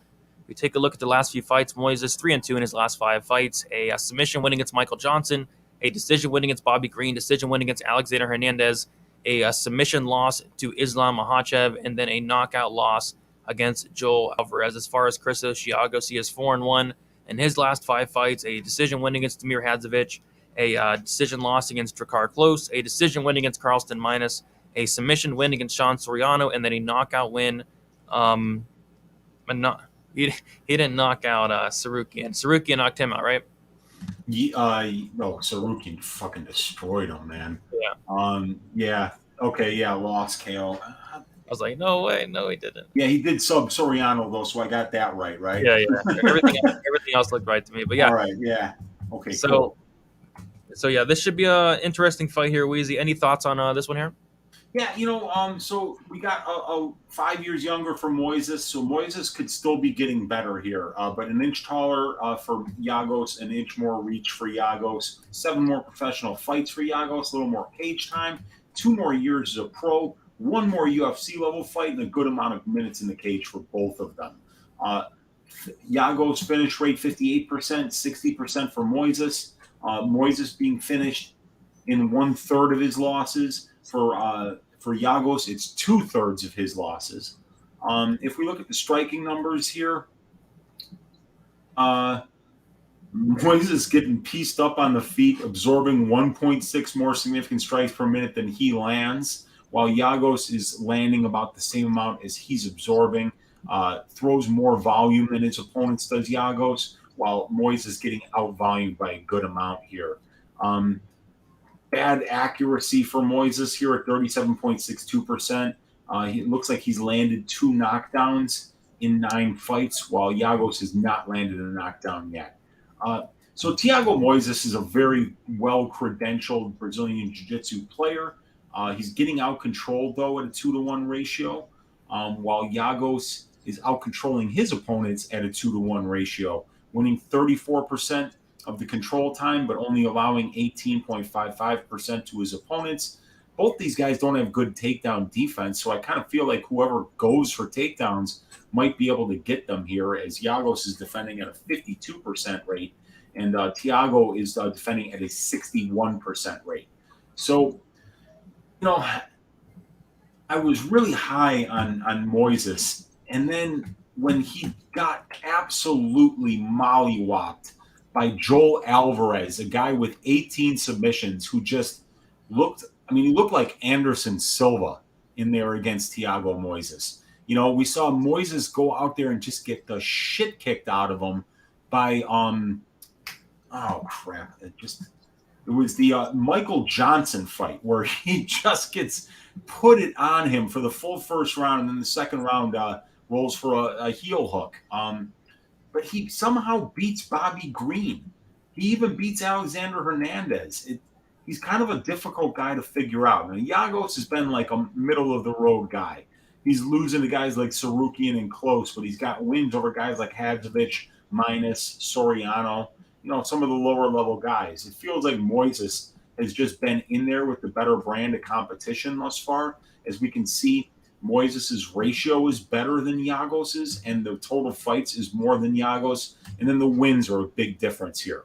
1.08 ratio and 10.4 total fights for Moises, while it's a 0.38 ratio and 3.6 total fights for Giagos. So the wins are much better for Giagos. The grappling pedigree is much better. I'm sorry, the wins are much better for Moises. The grappling pedigree is much better for Moises. We got a little more experience here for Giagos. The striking is probably going to be pretty even. This should be Thiago Moyes. He appears to be the better guy who's fought the better competition here, but I don't know what to think of this guy now. Sometimes he looks good. He can go out there and beat Bobby Green, even though I thought he lost that fight. Either way, Giagos is not beating people on Thiago Moises' level. Is he going to start now at the age of 32? Probably not, but he's the more experienced guy here. I don't know. I don't know what to think of this fight. Yeah, not a fight I'm overly excited about, but yeah, I think Moises should win this fight. I mean, I just think there's a big path to victory in terms of the grappling. You mentioned Thiago Moises, legit black belt in BJJ. Giagos has been submitted, I believe, 4 times in his career, and then actually 2 times he's been submitted inside the 2 times in the UFC, right? For Giagos? Yeah, I think he's been submitted twice in the UFC and then 4 times total. That's correct. Yeah, twice in the UFC, and then in the total, yes, it's 4 times total, yes.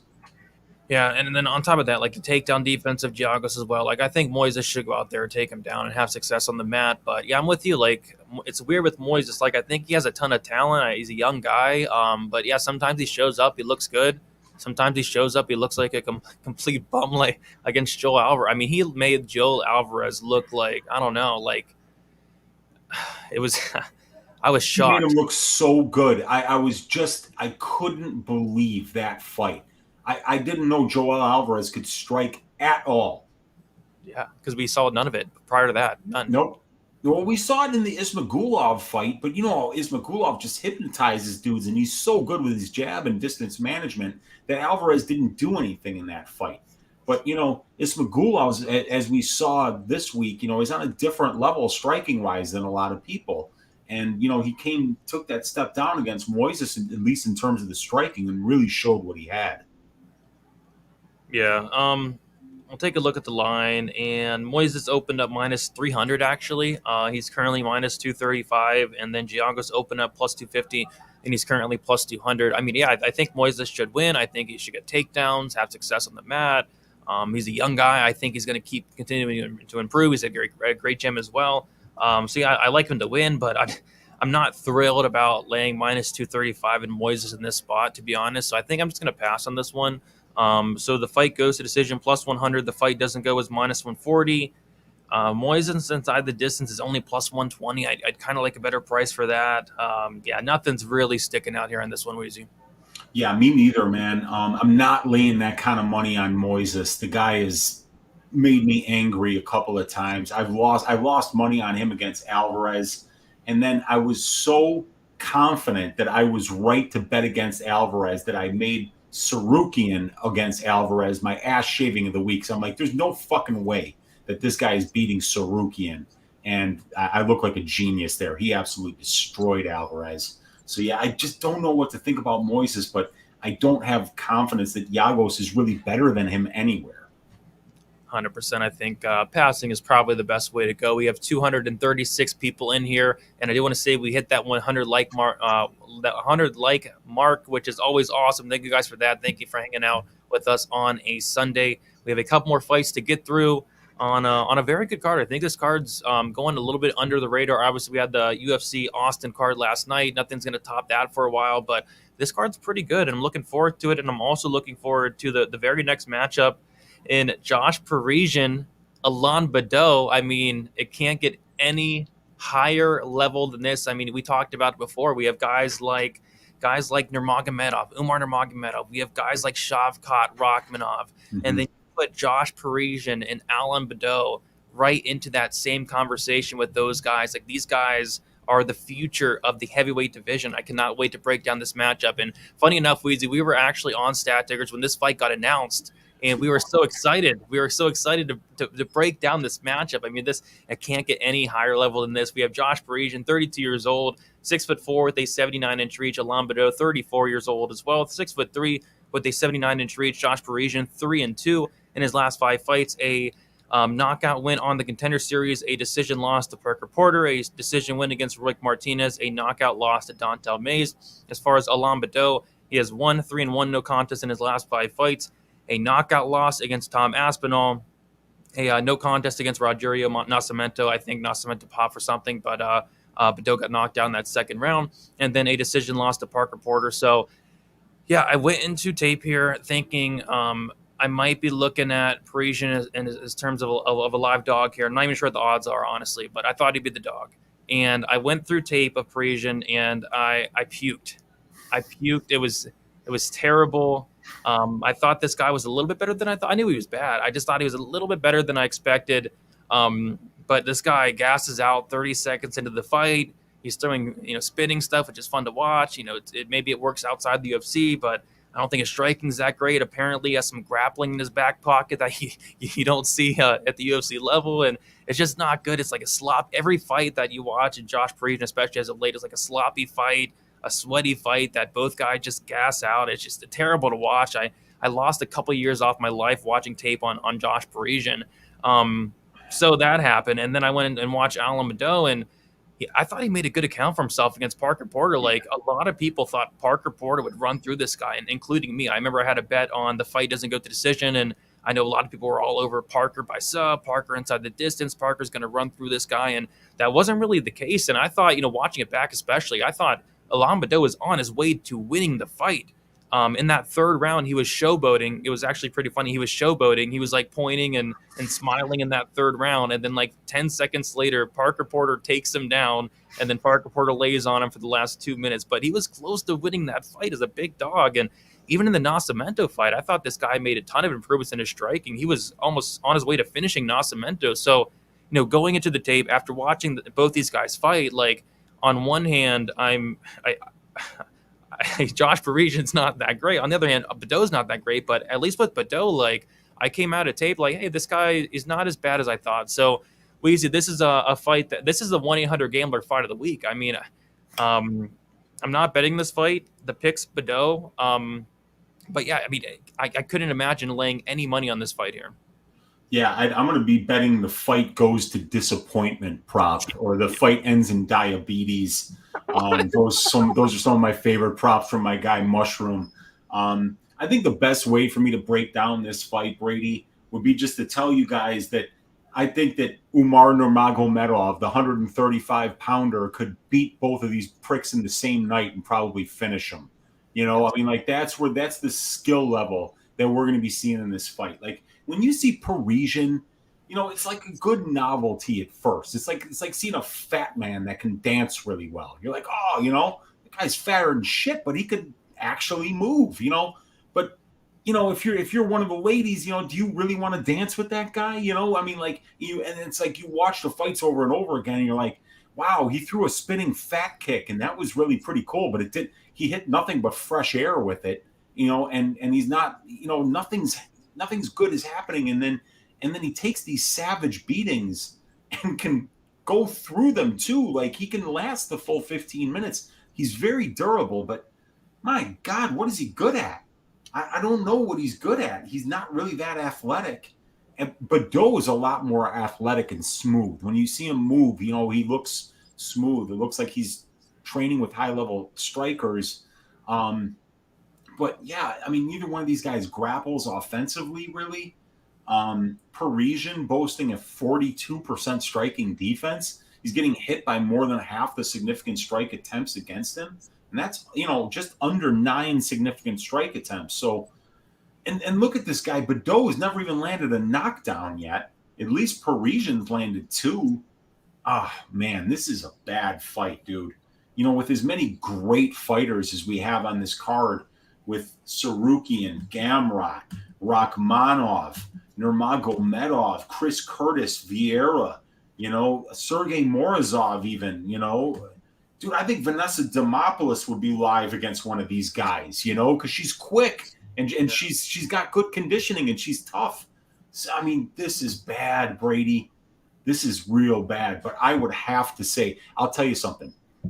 When Alan Baudot was fighting Parker Porter, I said on my show that there is no way that this guy Baudot with a terrible gas tank would be able to finish Parker Porter in round 3. I said if he got a round 3 finish against Parker Porter, I would dye my hair Phil Hawes blonde. And I was shitting my pants in the 3rd round of that fight, dude. I was, as a matter of fact, I walked out of the house. My girlfriend and I were going somewhere. I'm like, we're leaving because I'm not watching this if it happens.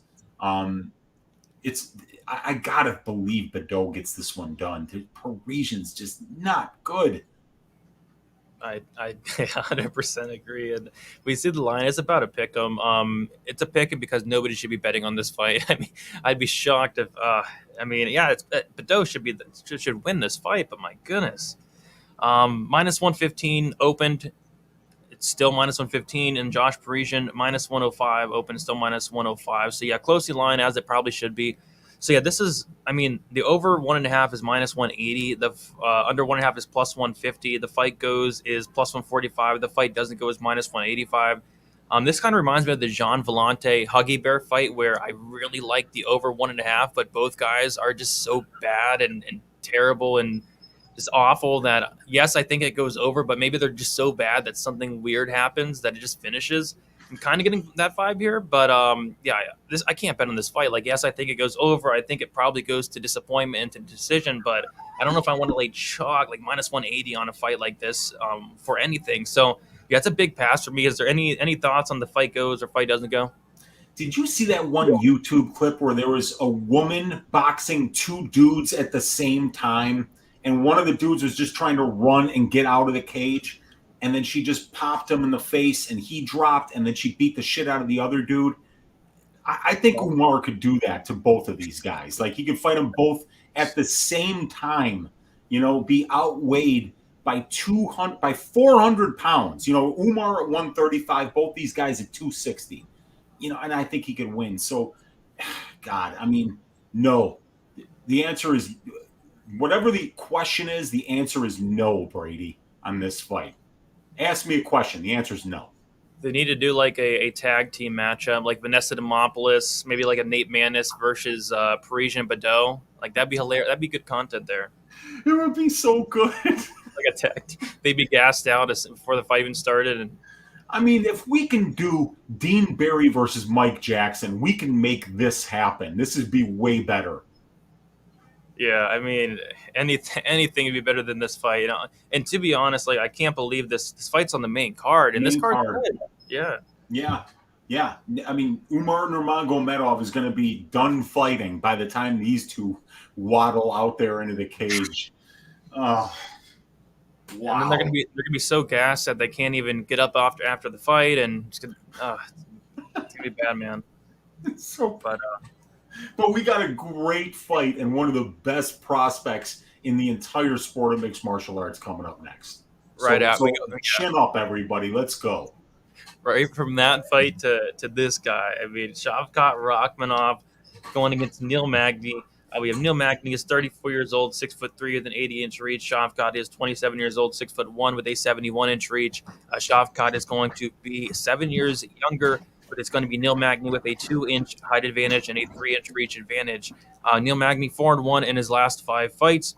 Had a decision win against Anthony Rocco Martin, a decision win against Robbie Lawler, a decision loss to Michael Chiesa, a decision win against Jeff Neal, and then a decision win against Max Griffin as far as Shavkat Rakhmonov. This guy is 5-0 in his last 5 fights. Obviously, he's undefeated, never lost. Made his debut against Alex Oliveira won that fight by first round submission. He defeated Michel Prazeres by submission as well, and then he did knock out Carlston Harris. So yeah, this could be a step up in competition, and not to say like Shavkat has fought some good fighters in and outside the UFC, but this is definitely going to be the step up he deserves, the step up that we want to see. We want to see Shavkat kind of tested here, and he will definitely get a test. Of course, we see him as a big favorite. I think he's like minus 400 last time I checked, and rightfully so. This guy has a lot of hype on him, but Neil Magny's a good fighter. Neil Magny is a veteran. Neil Magny is good everywhere the fight goes. So I'm very excited to see Shavkat take this step up in competition and see if he's able to pass this test. So Weezy should be a really good fight here. Oh my God, yeah. I mean, Shavkat's the man. 100% finish rate, undefeated. He's quite a prospect. Got one of the baddest ass hats in all the UFC. Trained his pet eagle to kill that animal and made a hat out of it. I mean, they should just give him the belt just for that, But he's moving up that ladder really fast. Still only 27 years old. But it's Magny who's going to be 2 inches taller with the 3-inch reach advantage. Magny with 18 more professional fights, 270 more minutes in the pro cage in 4 more years as a pro, 22 more fights at the UFC level, 316 more minutes in the UFC cage. 100% finish rate for Shavkat, 34% finish rate for Magny. So this is an interesting stylistic matchup because Shavkat doesn't know how to win decisions yet, and it's something that he's going to have to learn how to do. To try to win your first decision against a guy like Neil Magny, who at the UFC level has won 12 decisions in 25 fights, and he's also won some in 18 wins. He's won 12 decisions. So he's definitely getting the job done in terms of being able to win minutes. Rakhmonov, an equal opportunity finisher, 47% by sub, 53% by knockout. So he's dangerous everywhere. We saw him, finish Carlston Harris with a spinning back kick. We've seen him finish with guillotines. He can get it either way, and his ground and pound is next level. So you do not want this guy on top of you. Magny, not much in the way of power. I think he's landed maybe 2 knockdowns in 25 fights, and he's been knocked down 8 times in 25 fights. So, a 4-to-1 knockdown to knockdown against ratio. So he's definitely a lot chinnier than most people. While Rakhmonov has landed a knockdown in 3 fights, he's getting 0.94 knockdowns per 15 minutes, and he's never been knocked down. About doubling his opponents in terms of significant strikes landed to significant strikes absorbed. We do see Magny really committing to that wrestling as he's attempted 130 takedowns in 25 UFC fights. His fights are taking place in control time positions over 50% of the time. 53 takedowns for, 37 takedowns against. And as we see here, almost 40% of his fights are taking place at striking range. Or I'm sorry, 47% at striking range, 53% in grappling positions. Rakhmonov, what's surprising here is that even though he's gotten 2 takedowns and given up none, he's been controlled for almost 25% of the 16 minutes that he's been in the cage. And one thing that Magny's really good at is cage wrestling and winning minutes on the cage. And we've seen Shavkat give up minutes on the cage. So I think that the line is justified where it's at, even though we haven't seen Shavkat fight that same level of competition yet. But the competition that he's gotten so far has been very good. Carlston Harris was undefeated in the UFC at the time that Shavkat fought him. And then he fought 2 big-time veterans in Alex Oliveira and Michel Prazeres and got wins pretty comfortably over both of them. But the one thing that both of those guys did was put him up against the cage and hold him there for a good chunk of the first round. If he's comfortable getting held up against the cage and not really proactively trying to get himself out of that position, Neil Magny could win this fight by decision. That is what Neil Magny has shown that he's been very good at, and that's something that Rakhmonov has shown that he's needed work at working on thus far at this point in his career, which is still very early because he's still only 27 years old. But don't kid yourself by thinking that there's no path to victory here for Magny. He's far more experienced. He's great conditioning. We know that Neil Magny can go forever. And he's very good at winning minutes on the cage, which is something that we haven't seen Rakhmonov defend well yet. Yep, absolutely. But, this is Shavkat Rakhmonov. And yep, if people want to bet, I mean, they're going to have to pay a pretty steep price here. He opened up minus 275. He's now minus 400. Neil Magny opened up plus 235. He's now plus 300. So I think, Magny's getting, counted out a little bit here. I mean, the line, should it be minus 400? I mean, maybe. I mean, Shavkat's a beast, but, Magny is, he's a veteran of the sport. He's fought a lot of great competition. He could make this competitive at times, but I just personally, I think Shavkat finishes him here. We see Magny has been finished a ton in his career, 6 times. 6 of his 8 losses come by finish, and I think 4 of them by submission as well. Shavkat Rakhmonov, this guy is a finisher, a 100% finish rate, and I think that does continue here. So am I laying the minus 400 on Shavkat? No, but I am going to be taking a look at Rakhmonov inside the distance, see what that price tag is at. Looks like Rakhmonov inside the distance is minus 155. The fight doesn't go to decision is around minus 170. It was pretty funny on Bovada. They actually have the fight doesn't go to decision at minus 155, so it's the same price as where 5 Dimes does have Rakhmonov inside the distance. So I think I might look violence here. I think I might look Shavkat inside the distance, or if the price isn't much of a difference, I'll take the fight doesn't go there. But I think Rakhmonov is going to finish Magny here. Yeah, I do too. This guy is special, and his guillotine is unbelievable. His ground and pound is unbelievable. We've seen him put in bad spots and be able to persevere through them. He's the real deal, man. But this is a huge step up. He hasn't been fed easy competition by any stretch of the imagination thus far. But this is a guy with 25 UFC fights, a guy who's fought champions, a guy who's went 5 rounds. It'll be really interesting to see how he fights against a guy like Magny, who game plans really well and who has top-notch conditioning and can push the type of game plan that might be able to give Rakhmonov a little bit of difficulty. But, when you watch the tape on Rakhmonov, you don't get to see a lot of chances, a lot of opportunities where he's put in bad spots. It's very rare. It's like the Odilov fight and not much else. Yeah. 100%. And I mean, I guess Magny could put him in some bad spot. I mean, Magny's not much of a dangerous fighter. He's not going to go out there and hurt Rakhmonov. He's not going to go out there and submit him. But Magny could hold him against the cage. Implement that kind of game plan, like you said.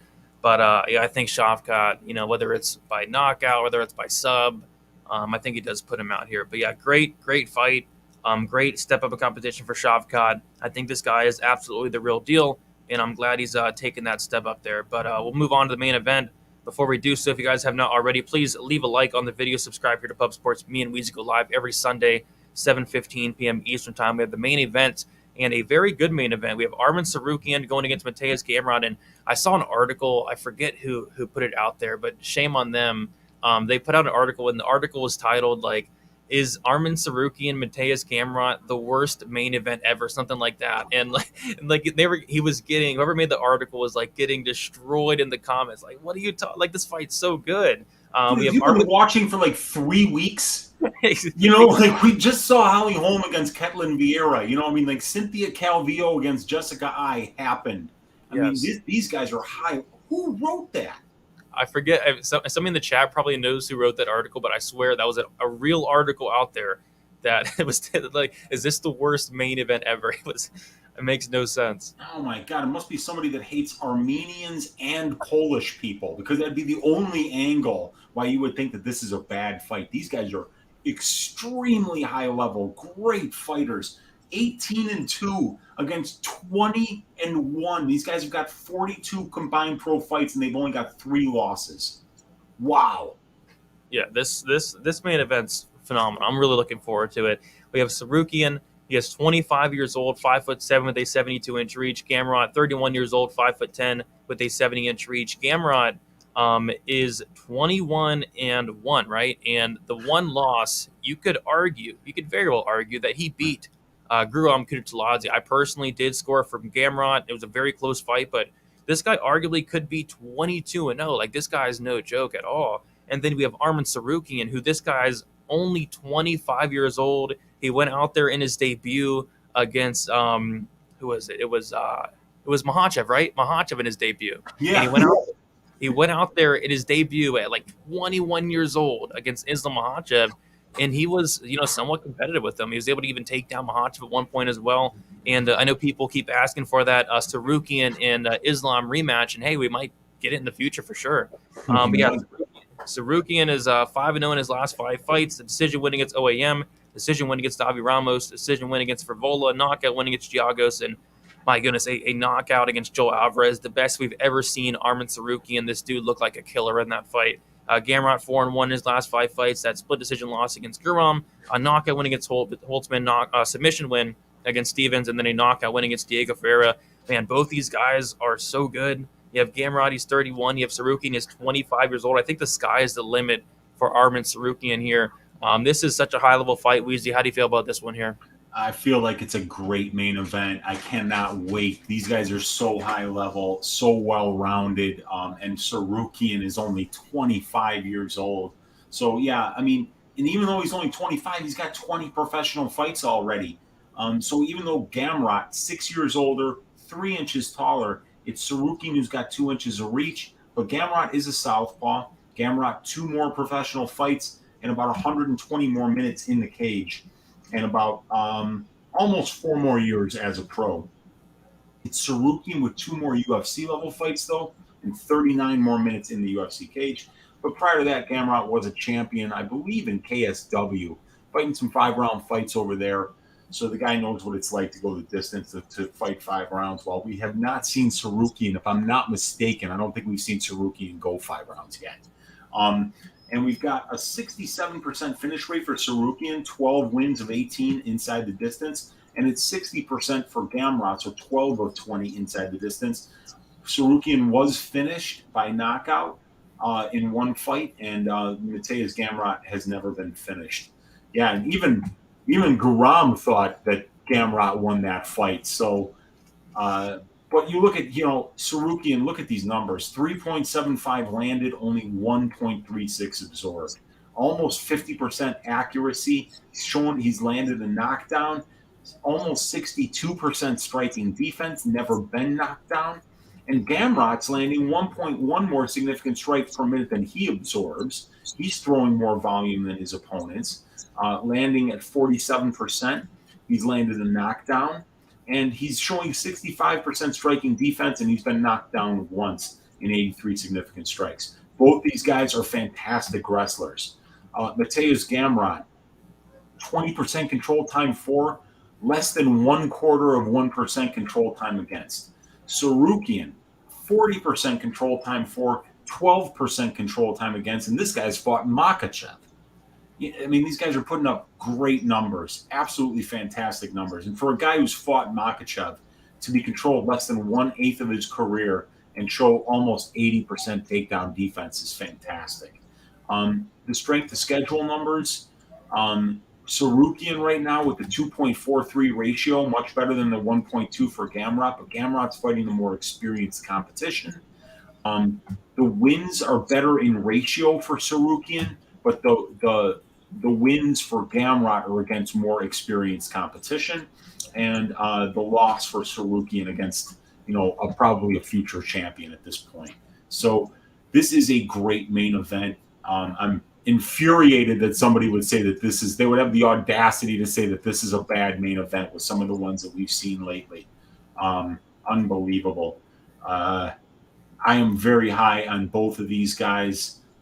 Think Tsarukyan, the arrow is pointing up just a little bit more.